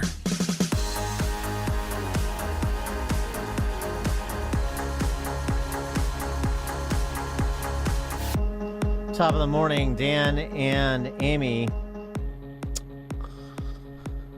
Oh, boy. We started addressing this, well, we've been addressing it for a couple of years now in terms of where DEI orthodoxy actually could imperil people's lives when you're making decisions, hiring decisions, promotion decisions based on somebody's identity rather than their competence or their ability. You can run into problems. We brought you the subcontractor to Boeing on the 737 MAX 9 with that door assembly and that Alaska Airlines flight that ejected. And their focus on DEI, diversity, inclusion, equity, per their own CEO, with statements they made. We don't know. We don't know if that has a direct impact yet. I think the whole matter of that Alaska Airlines flight is still under investigation. But, I mean, it's getting a little weird. Yeah, it's getting a little uncomfortable. The FAA is actively recruiting workers who suffer, quote, severe intellectual disabilities, psychiatric problems, and other mental and physical conditions under a diversity inclusion hiring initiative that's spelled out on its website. Here's from the FAA's website. Targeted disabilities are those disabilities that the federal government, as a matter of policy, has identified for special emphasis in recruitment and hiring. They include hearing, vision, missing extremities, partial paralysis, complete paralysis, epilepsy, severe intellectual disability, psychiatric disability, and dwarfism. I'm sorry. I don't know who to be more frightened by, these carriers and their leadership or the leadership of the Department of Transportation under PBUT and the FAA under his watch as well. The FAA obviously housed within the Department of Transportation. Right. I mean, look, Good friends with the CEO of Boeing. They're all in bed together. This is not to ridicule anybody, but I mean, just to be practical. Targeted disabilities for FAA recruitment. Hearing, vision, missing extremities, partial paralysis, complete paralysis, epilepsy, severe intellectual disability, psychiatric disability, and dwarfism. You want your air traffic controller having suicidal ideation? I mean, I don't know the expanse or if there are specific positions and so on and so forth, but I mean, you understand the mindlessness of this all. And by the way, I think mindlessness is also one of those targeted groups for hiring. Stop it. 312-642-5600, turnkey.pro answer line. You could also reach us on our text line, 64636. Type in DA, then a quick comment. So let me introduce you on the carrier side to United CEO Scott Kirby, who gave this interview with Axios a couple of years ago about DEI focus at United Airlines that is now making the rounds again as we're focusing on these DEI policies, thanks in large part to what's happened at the universities. Here's Scott Kirby on the importance of DEI in running a major airline. Military. How is diversity and diversity targets working into the Aviate Academy? we have committed that 50% of the class of the classes will be women or people of color. Today, only 19% of our pilots at United Airlines are women or people of color. And by the way, from all the data I've seen, that's the highest of any airline in the country. White males don't just dominate in the cockpits, also in the C-suite at United Airlines. Well, look, at United, I'm proud of the diversity that we actually have in our C-suite. I think if you look around corporate America. Correct me if I'm saying, though, so this is just based off your website, the people you list as executives, but out of 11 people, 3 are women. I believe 1 is a person of color. That's correct. But, in corporate America, I think, That's a low bar. How do you raise your own bar? Well, a lot of this is, focusing on it. We have programs one of the things we do is for every job when we do an interview, we require women and people of color to be involved in the interview process, bringing people in early in their careers as well, and giving them those opportunities and creating a stronger band. One of the other ways that we do it, apparently, is the CEO, that's me, Scott Kirby, dresses up like a woman. Well, The libs. What do you mean? No, I mean he does. Libs of TikTok has pictures that they allege are Scott Kirby dressing in drag at events sponsored by the company. Right, and then also on Halloween where he dressed up as Tennille and his wife dressed up as the captain. Anytime you get a dress on. Ugh, weird. There's Pride Month at United Airlines, and he's behaving well. He's a transvestite. I mean, if this is him, and I'm going by what Libs of TikTok has substantiated, and it's been picked up by Post Millennial and some other sites. If this is him, then that's what he is. Wow. No, so that's it. Definitely expanding the diversity. Hey, by the way, hey Scott, 50%. That dink who was interviewing him from Axios. Oh, it's not only 19%, 50% women of color, women or people of color. Why 50? Why not 75? Why not 45? Why not 45? Why not 32? How did you come to 50? Well, Dan, I'm all about equal rights for women. I got that. But I want the best qualified person to be hired to fly the plane that Americans are on rather than DEI. I mean, race-based hiring is problematic when you get into, lives are at stake here. Maya Tellman is a man pretending to be a woman who's a pilot and runs a newly formed DEIB committee for United. Please update your Newspeak dictionaries. DEIB. It's no longer DEI. It's DEIB. Can I ask what the B stands for? No, you may not. Of course. Of course, we want to enlighten diversity, equity, inclusion, and bull jive. No, and bisexuals? Belonging. Oh, belonging. I'm the vice chairman of the Belonging Committee at AM 560. Oh. As it turns out. Oh, that's congratulations. I forgot to. Thank give you. Kudos on that new. Excuse me. I think I said chairman. I apologize for that offense. Yeah, chairhuman. I'm going to take your job from you. Mm-hmm. Yeah. I'm more about belonging than you. The focus on. I mean, this is somewhat less important, but I think it's still relevant. Cigna. Here's the employee training at Cigna, which is one of the largest health insurance companies in the country. Race is a social construct invented to marginalize black people and perpetuate racism. And there are many genders. And they don't even like using the word preferred pronouns because it implies there's a preference or that we may have a choice when it comes to gender identity. When it's not a choice at all, it's who we are. It's from Cigna, HR department. And by extension, the training they do for their employees. Largest health insurer, one of the largest carriers, the FAA, responsible for safety in our skies. By the way, also Boeing's executive incentive structure, so executive comp structure for bonuses, is not focused on shareholder value or performance. It's focused on meeting arbitrary die targets like that transvestite Scott Kirby Well, apparently he's a transvestite. What do you He's mean? married. They live in the Gold Coast. He has 7 children. But is he a transvestite or not? Well, he likes to dress up and drag. I mean, that's literally the word, trans, or crossover, that's Latin. Vestidus, which is to dress, he's a transvestite. He dresses like a woman. Is that, it's just descriptive. I don't know why there's like gasping and, I don't know. If you do it, it's one thing to do it for a Halloween gag. It's another thing to do it with a bunch of other men pretending to be women at a corporate event, don't you think? Or am I an old fuddy-duddy? Have I lost my grip on the times?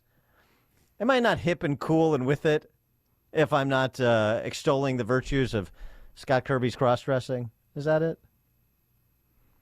Boeing's doing the same. I was just saying, so Boeing's now doing the same. Incentives for these arbitrary die categories, not to mention the oppression of the die training that goes on. Die training. Mandatory die indoctrination. Nod your heads. Shake your heads when we tell you to nod or shake. You better. Got a great text message. Dan and Amy, this is why I no longer fly.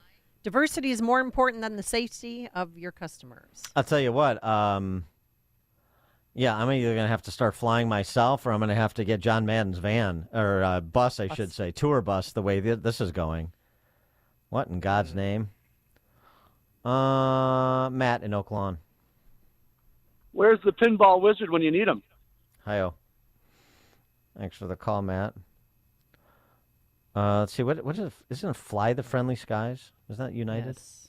And they might move their headquarters to Denver. I think it's Unzip Your Fly in the Friendly Skies. Nick, Northwest Side. Yeah, thank you. Hello to both of you. About 2 years ago, I believe it was, there was a co-pilot of a German plane who had serious psychological and even psychiatric type problems, where he, when the pilot went out of the cabin for something, maybe to the washroom, he locked the door then right away, and the doors now are made as strong as we can. And so he took, because he had tendencies towards suicide, he dove the plane into the side of a mountain. Now, the laws in Germany are very strict. I lived and worked there for a year and a half in the early 70s. They're really beautiful as far as a working person feeling good about earning an honest living. But something has to be compromised between protecting somebody like that individual versus protecting the public. And here in our country, we got all these people who want to openly allow all kinds of people to get into all kinds of positions. And somehow, some way, the left here of the Democratic Party has to be able to be restrained a little and say, look, we can allow certain people to do certain jobs where, they physically or mentally they can fit in somewhere, but they can't be just allowed to do any job. That's just my opinion. Okay, and thank you. Thanks, Nick. It's good to bring up that Germanwings flight because not only did he have suicidal tendencies that he was treated for, he was declared unfit to work by his doctor.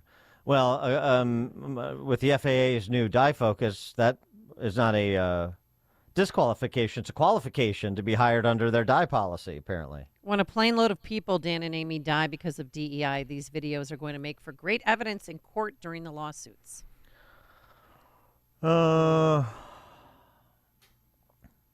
Jan in Crown Point. Hi, Jan. Jan, are you there? Hello, Jan. Jan is not there. All right. Grant in Rockford. Good morning, you two. Coming off the heels of Martin Luther King Day, I guess you can put me in the old fuddy-duddy category, Dan. I'm only 35, but I remember being taught, content of character, not color of skin, and now not what hangs between your legs. It's going to cost lives, and, people are waking up. I don't know if you've ever heard, Dan, I know you kind of like hip-hop. There's a rapper out there, Tom McDonald. He's a white guy. Yeah, Don't look we played at his stuff here. Yeah. Mm-hmm. He's hard to look at, but his new song "Racism" that's out, it hits the nail on the head. If you haven't heard it, I'd recommend listening to it. But have a good day, guys. Stay warm. Yeah, he's okay. Yeah, we played a couple of his raps. He's okay. No, it's not content of character anymore. It's color of dress. John in Bridgeport. All right, real quick. You don't need to look nationwide or worldwide. Look here in Chicago. They got rid of three popular police bosses who passed tests and did what they had to do to become the chief of patrol, to become a deputy chief, to become a commander in that office, and replaced them with a wannabe black Matt Lauer and two other buffoons who didn't even pass the test but made it meritorious. Wait, but I want to be Black Matt Lauer. He must host like a good morning a morning show. No. You know what Matt Lauer got jammed up with, and And that's your leader of the police department right now. So I'm just letting you guys know the whole thing is ridiculous. So people better realize self-reliance is the way to go. Don't rely on these people to take care of you. Have a good one, fellas. I'll be in contact. Thanks for the call, John. Interesting. Matt's outside. Hey, good morning, Dan. Good morning, Amy. Dan, before you start taking any kind of buses, I'd be careful. I heard part of that equity thing. They're going to have to start hiring DUI convicts for driving buses and stuff like that. The visually impaired, like for FAA, watching the in the tower. I mean, Geez. Yeah, thanks for the call, Matt. Glenn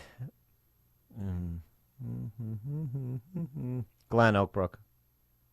Yeah, good morning, guys. So the folks that want these DEI flight controllers and pilots, those are the folks that should only fly with DEI pilots and only fly when there's DEI flight controllers. So let the people making the decisions experience what happens when you move from a quality system to a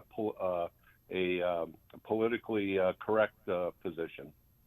Thanks for the call. Maybe we're going to need to have like rideshare apps for commercial airlines now, so I can take a look at the number of trips flown and the how many stars and public comments and so on and so forth. I want to pick it's going to get to a point where I want to pick my pilot.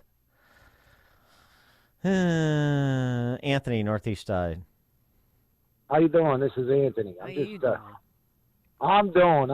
I got a question for both of you. Mm-hmm. How can people sit there and identify as transgender when they're merely cross-dressing? If they're going to go through the transition, how can they sit there and identify as far as trans? I mean, you see it all over social media. People are saying, "Oh, I'm trans." I'm saying, "No, you're not." Doesn't the LGBTQ community kind of like see that, frown upon that as people trying to take away from the actual transgender community? I'll let Dan answer that, Dan. Well, I mean, it's a good question, Anthony. Thanks for the call. I mean, they let Lori Lightfoot get away with wearing those Joe Pesci suits, and they didn't make her, identify as a dude. So I don't know. I don't know. It's just confusing. I mean, like again, calling if this is indeed him, these pictures that are circulating, that calling the United CEO a transvestite now is apparently verboten. I mean, Amy, you're horrified. Appalled. Yes, maybe Why? he just likes to dress up in drag, or when he can. can. Well, that's what a transvestite is. I mean, want any lawsuits? Didn't you see Tootsie?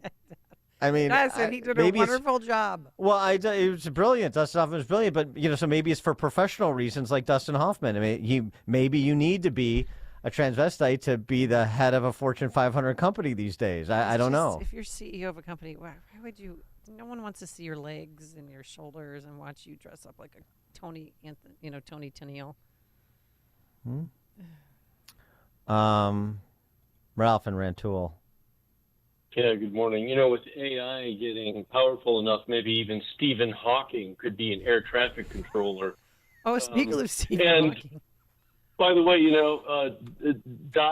you're talking about fly the friendly skies. How about die the deadly skies? And since when are Germans sensitive about mass murder? I'd like to answer that question. And finally, this is a rich subject. DIE stands for Don't Interview Excellence. Yeah, very good. Because it's all about quotas. It's all about quotas. It's Marxist in its origin. It's Marxist in its execution. And all of these soft-brained stooges who follow this will be the first to be executed when they pull the guillotines out of the closet. Indeed. Right. Thanks for the call, Ralph. The Neo-Jacobins. Indeed. Chuck and Delavan. Girls can clean house faster than guys. Girls can go to checkout lines faster than guys. Never go to a line where it's a guy checking out. I myself, out of need, because I don't have a lot of time, it takes me 5 hours to clean my farmhouse every Thursday night. A couple of weeks ago, I put on a Vera Wang wedding dress. Boom, I cleaned my house in an hour. It's magic, just like that. Thanks for the call, Chuck. Well, that's the big question, right? The question that we put, let's just put that Vera Wang. The question that was raised by this trans activist on The Daily Show. We've revisited this a couple times.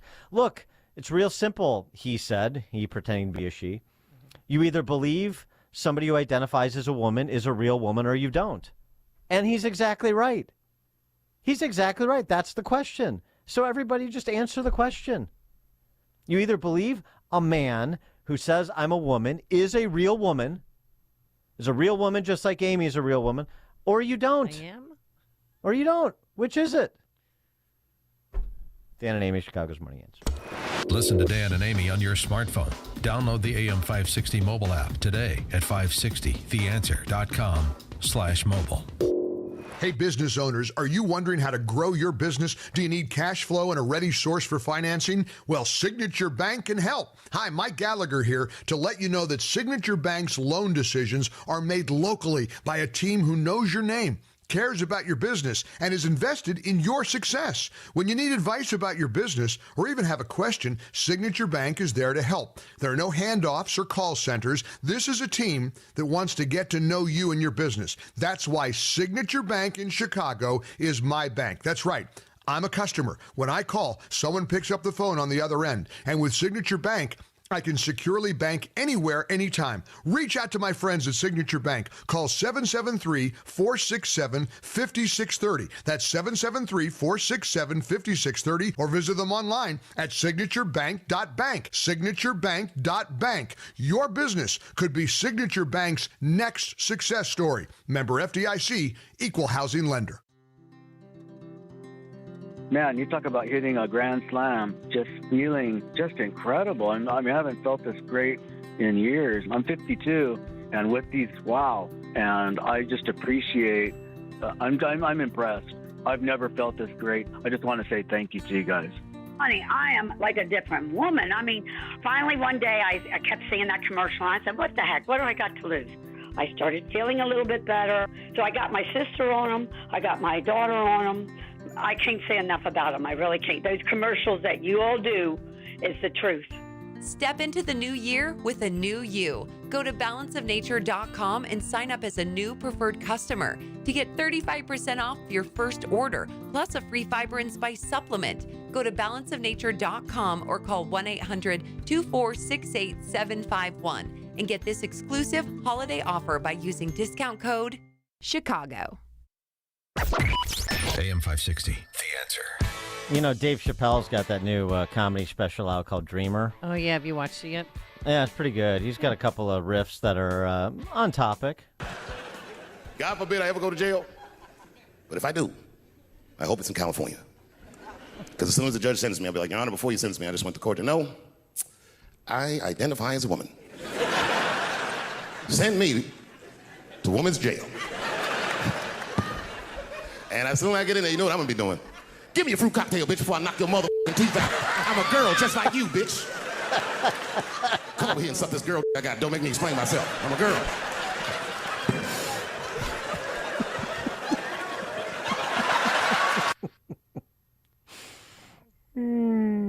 All right. Coming up on Chicago's Morning Answer. Let's see if Roy Spencer wants to wade in on this topic, or maybe he'll just focus on the work that he does as the president of Permaseal Basement Systems. That's at 8:38. And Dan, the Tesla supercharging station in Oak Brook. Wait until you see it. Cars are lined up. It looks like a car graveyard. Cars can't be charged in this kind of cold. But now let's head into the newsroom. Here is Mike Scott. 8:33, 6 below with a wind chill of -22. Former President Donald Trump, the winner in Iowa. coming just one vote shy of coming out on top in all of Iowa's 99 counties in yesterday's First in the Nation caucus. And I really think this is time now for everybody, our country, to come together. We want to come together, whether it's Republican or Democrat or liberal or conservative. It would be so nice if we could come together and straighten out the world. Former Governor of South Carolina Nikki Haley defeated Donald Trump in Johnson County by a single vote. Trump and Biden both lack a vision for our country's future because both are consumed by the past, by investigations, by vendettas, by grievances. Entrepreneur Vivek Ramaswamy is dropping out of the race. Earlier tonight, I called Donald Trump to tell him that I congratulated him on his victory, and now going forward, he will have my full endorsement. Fresh off his win in the Iowa caucus, the former president expected today to be in a New York City courtroom for a defamation trial against E. Jean Carroll. A report on the police response to the Uvalde, Texas school shooting will be released on Thursday. Inflation slowed in 2023 while Americans continued to spend a lot more at the grocery store. Average weekly grocery spending is highest in California. Households in Wisconsin, Iowa, Michigan, and Indiana spend the least on groceries. National Weather Service has a wind chill warning remaining in effect until noontime for us today. Chicago Public Schools and many other districts in the area canceling in-person classes, moving to e-learning, along with several colleges also moving learning to online. Bulls lost in Cleveland 109-91, while the Blackhawks host San Jose later tonight. The news, a service of Jackson Hewitt Tax Services, home of the Money Today guarantee. Can't wait weeks for your tax refund? Then don't at Jackson Hewitt. Get money today if you're approved for a no-fee refund advance loan on a prepaid card. Book today at jacksonhewitt.com. Loans by Republic Bank. Details at jacksonhewitt.com. A check of traffic and weather on the way next on AM 560. Mike Gallagher looks ahead at 2024. Are you ready? Are you buckled in? Are you bracing yourself? We're going to need each other. We're sort of in this split between establishment Republicans and Republicans who have pivoted into a more populist, America First outlook. And that, to me, is what the whole year is going to be about. The Mike Gallagher Show. Weekdays at 9, right before Dennis Prager at 11 on AM 560. The Answer.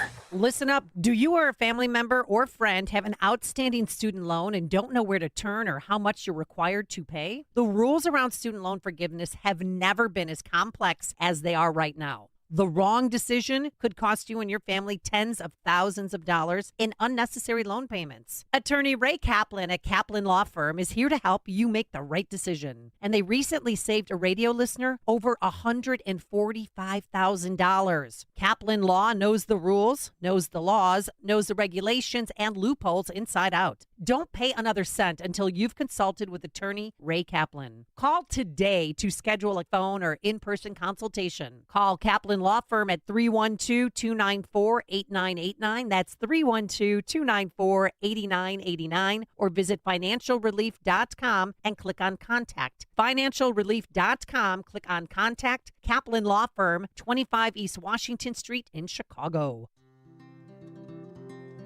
Man, you talk about hitting a grand slam, just feeling just incredible. And I mean, I haven't felt this great in years. I'm 52, and with these, wow. And I just appreciate, I'm impressed. I've never felt this great. I just want to say thank you to you guys. Honey, I am like a different woman. I mean, finally one day I kept seeing that commercial and I said, what the heck? What do I got to lose?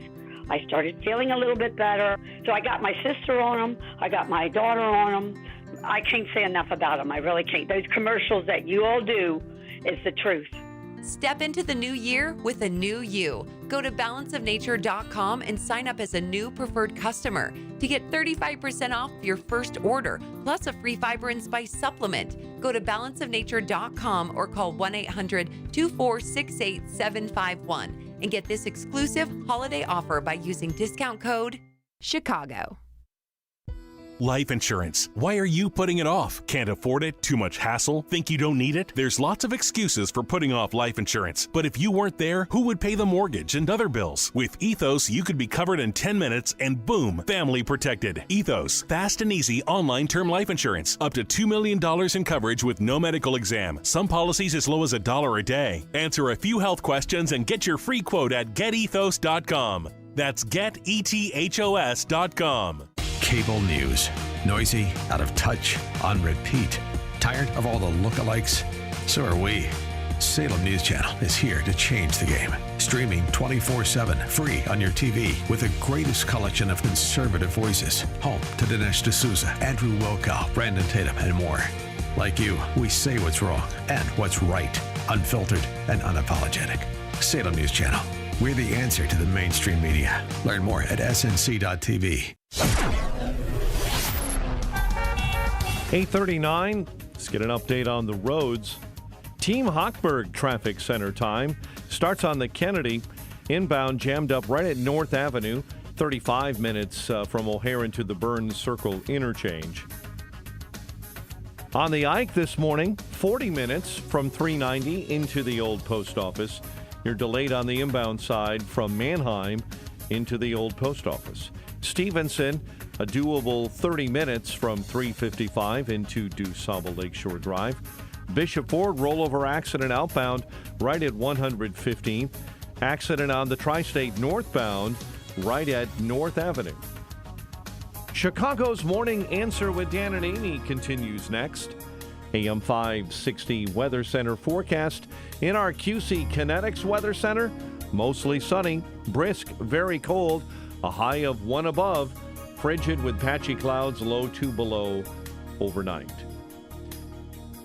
6 below 0, partly cloudy at O'Hare with a wind chill of -21, -4 in Joliet, -8 in Waukegan, and -7 in Morris. Chicago's Morning Answer continues next on AM 560, The Answer. Now, from the Signature Bank Studios, this is Chicago's Morning Answer with Dan Proft and Amy Jacobson. If you're looking for the latest news, insight into what it means, and the sharpest opinion, there's only one station in Chicago where you can turn, and it's this one. We're AM 560, The Answer. Top of the morning, Dan and Amy, with everything frozen. Now seems like the perfect time to have a little stop, look, and listen. A visit with our friend Roy Spencer, president of Permaseal Basement Systems. Roy, thanks for joining us again. Appreciate it. My pleasure. Good morning, Dan. Good morning, Amy. Good morning. All right, so I've had the personal experience of how destructive water running through your home can be. The destruction of ice melting and attacking, your foundation and your seals and stuff like that. What should people be thinking about when the thaw comes? Well, even now, we're getting a lot of calls with people with frozen sump pump discharges. So, right. Just a few days ago, it was raining, and then it snowed, and then it got real cold. Well, deep in the ground, below 4 feet, the ground's 55 degrees. There's plenty of water around your foundation as the snow melts. There's deep in the ground, and that water runs to the sump pit, and then the sump pump wants to run. Well, if that discharge is frozen, the pump will run, but it can't throw the water out. Then the pump burns itself out. And you can end up with a flooded basement. Here we are with 4 below 0, and your basement could still flood. So you really want to make sure that your sump pump discharges are clear and not frozen. Well, how do you do that? Well, you look at it, and if your discharge is, you may have gotten away with it during the summer and the fall, and water is just pumping out onto the yard. But as that water builds up in the pipe, it starts to freeze. And so it may have been working up to now, but now it's frozen solid. And so you just need to check it. And you should always be checking your sump pump and just to make sure it's mechanically work. We have something called the Basement Defender that will test it every day for you. But so if you don't want to test it every day, that's fine. But give us a call. I'll be glad to check out your sump pumps because it's not front of mind. Everybody's trying to stay warm right now, and we have a new installation service. We can help them with that as well. But as far as water, the big thing is making sure your sump pump's working. What's the installation service? Well, we've launched a new attic insulation. We've been doing foundation, basement, and waterproofing, basement crawl space insulation. But now we're up in the biggest source of energy loss, which is the attic. So most people right now, they're feeling like, I'm not certain my home is well insulated. They don't know. Or they think, my utility bill seems higher than it should be. We all feel that way, I'm sure. So what we do now is we actually test your home. We can determine exactly how much air leakage and inefficient your insulation is using a blower door test. And using thermal cameras, we can identify the source of that. And more often than not, the big culprit is the attic. That's the biggest energy loss in your home. And if you find Bryan Cranston hiding in my attic, then you would take him out. I mean, did you ever see that movie Wakefield? Remember Bryan Cranston, Jennifer Garner? He's hiding in the attic. No, you haven't seen that. All right, you're probably too busy working, but yeah, check that out. Vermin, yeah, if we find any other vermin or insects, we will advise you at least about that. Now, you've been around for 45 years, and tell people how you started your company in your basement and also working out of your F-150.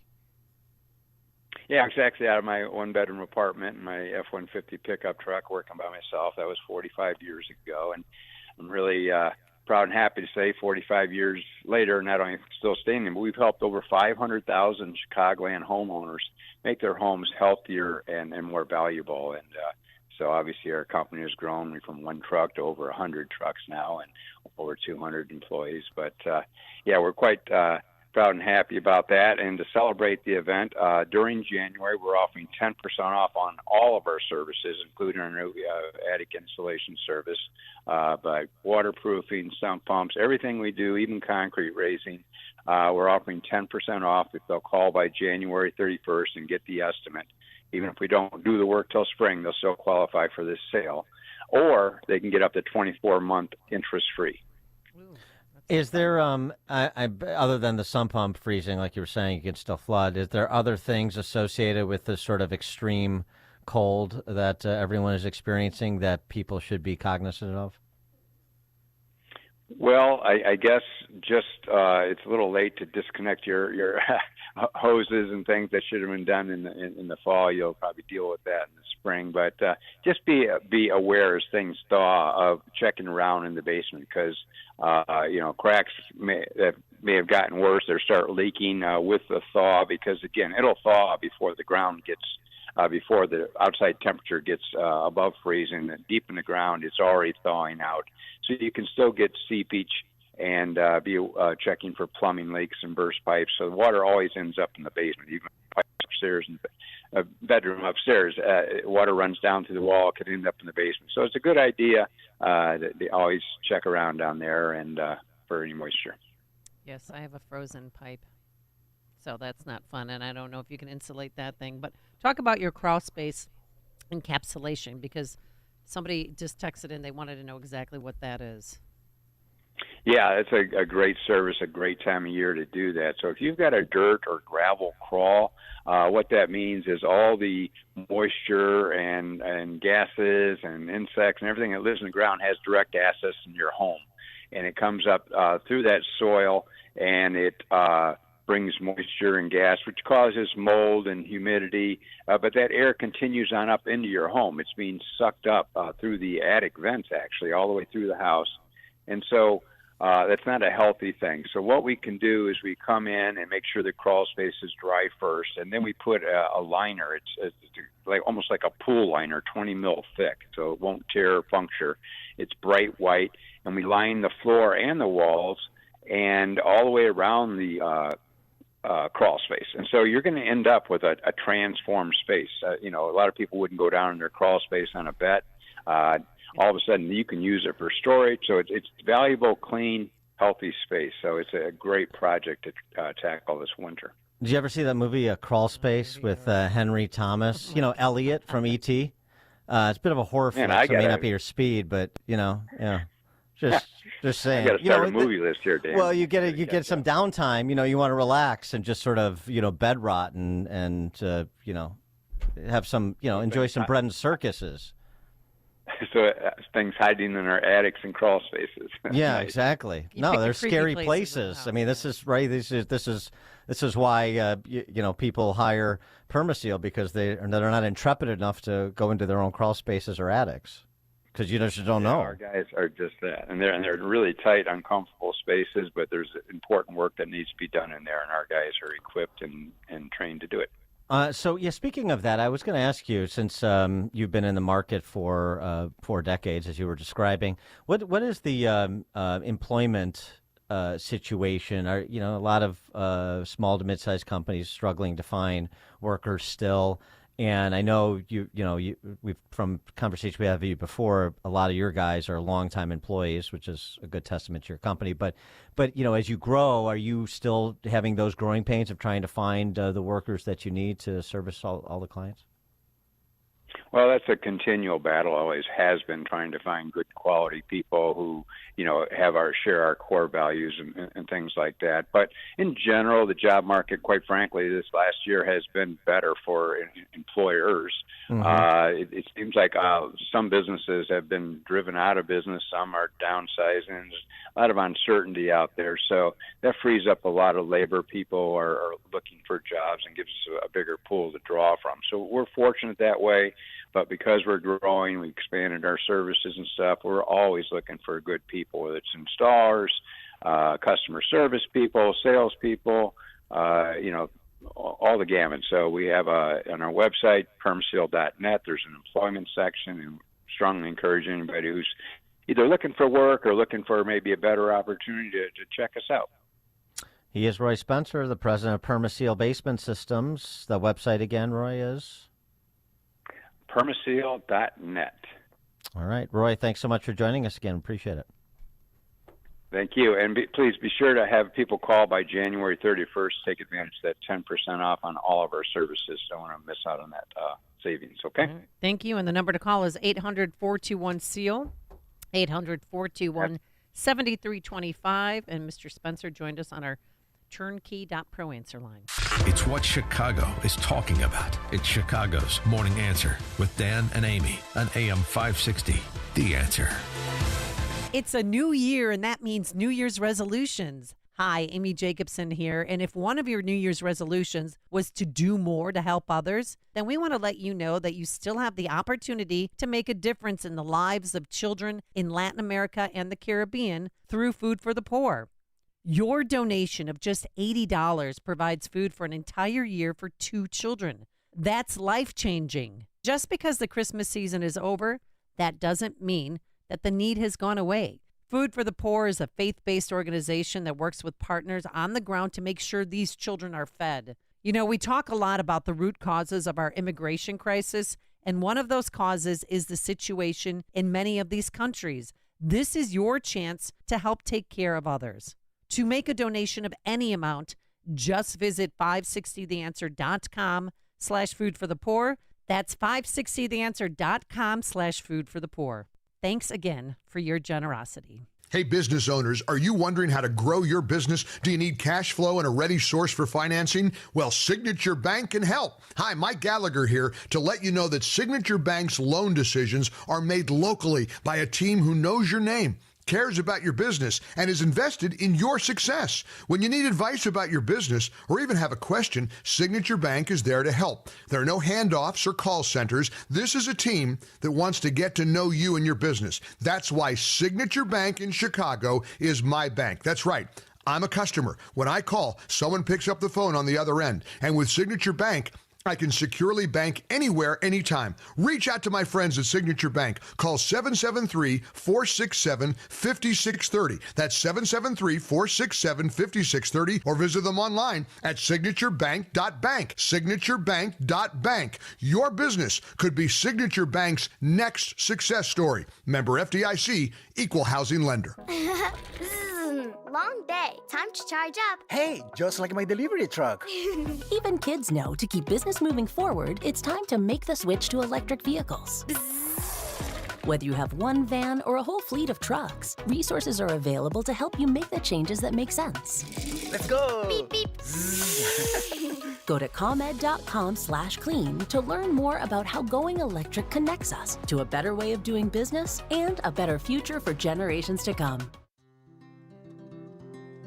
Man, you talk about hitting a grand slam, just feeling just incredible. And I mean, I haven't felt this great in years. I'm 52, and with these, wow. And I just appreciate, I'm impressed.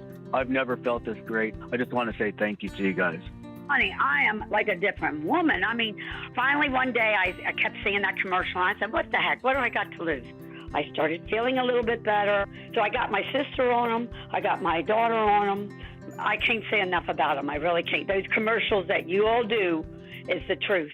Step into the new year with a new you. Go to balanceofnature.com and sign up as a new preferred customer to get 35% off your first order, plus a free fiber and spice supplement. Go to balanceofnature.com or call 1-800-246-8751 and get this exclusive holiday offer by using discount code Chicago. This is Seth Leibson of 960thepatriot.com for townhall.com. You never know what underattended story will explode into a series of major events. Just consider the beginning of World War I. Fox News reported on Monday that 2 U.S. Navy SEALs went missing. They were boarding an Iranian-flagged ship or an Iranian armed ship in the Gulf of Aden, searching for illegally smuggled weapons to arm the Houthis. This story will develop, but we should not take our eyes off it, as we should not take our eyes off any part of Iran, the chief threat to civilization right now. Iran arms Hamas, Hezbollah, the Houthis, and killed hundreds of Americans over the years, even trying to explode a bomb in Washington, D.C. Meanwhile, President Biden has been sending Iran more and more money and been begging them to negotiate. But Iran does not want to negotiate. As Goldfinger said to James Bond, they want us to die. A strong and clear-headed American president would understand this and prevent it. President Biden is not that president. I'm Seth Leibson. AM 560, The Answer. Hey, do you want to feel bad about yourself? Yes? No? I'm sorry. You want to feel bad about yourself? Yeah, of course. You know, I strive to accomplish that every day, so yes. Have you heard about this woman who was crowned Miss America?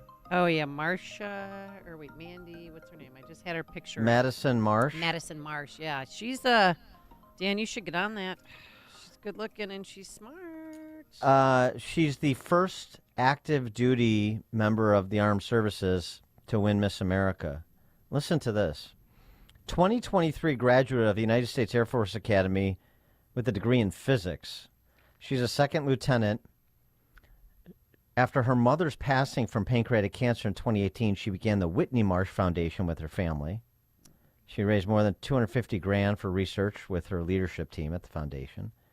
She's a graduate intern with the Harvard Medical School to utilize artificial intelligence to detect pancreatic cancer.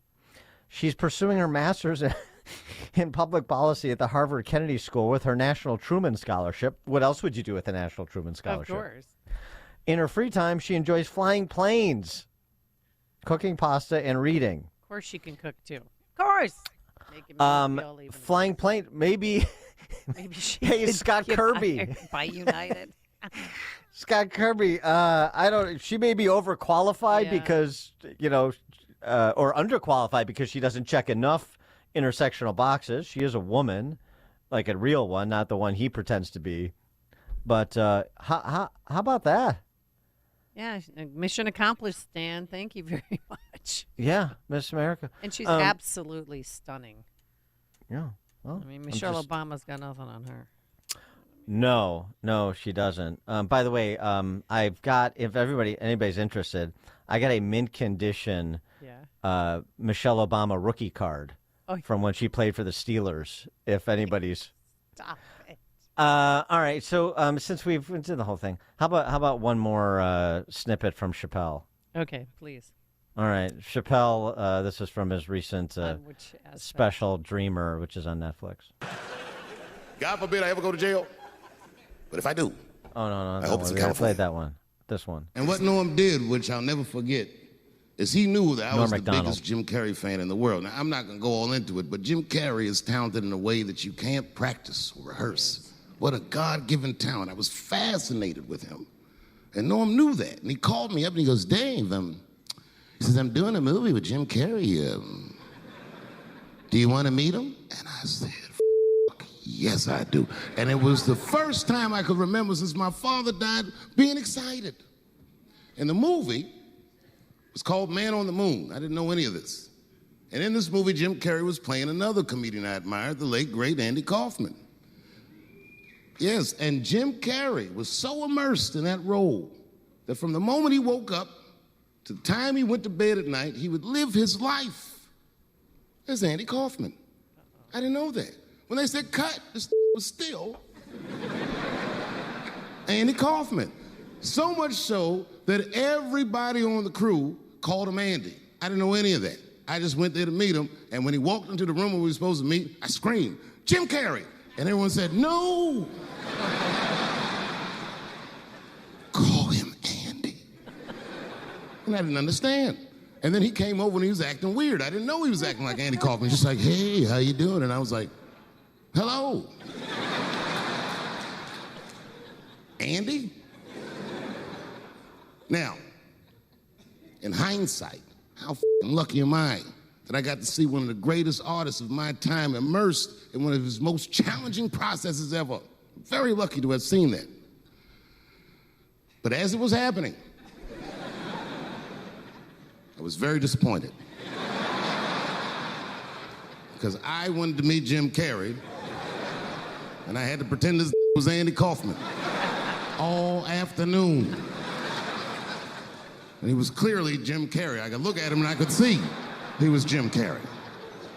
Anyway, I say all that to say, that's how trans people make me feel. From a victory in Iowa to a courtroom in New York. I'm Dave Anthony, Fox News. Former President Trump just arrived a short time ago to face a second defamation lawsuit from author E. Jean Carroll, who was already awarded $5 million, claiming he sexually assaulted her in the 1990s and then damaged her reputation, denying that and calling her a whack job on TV.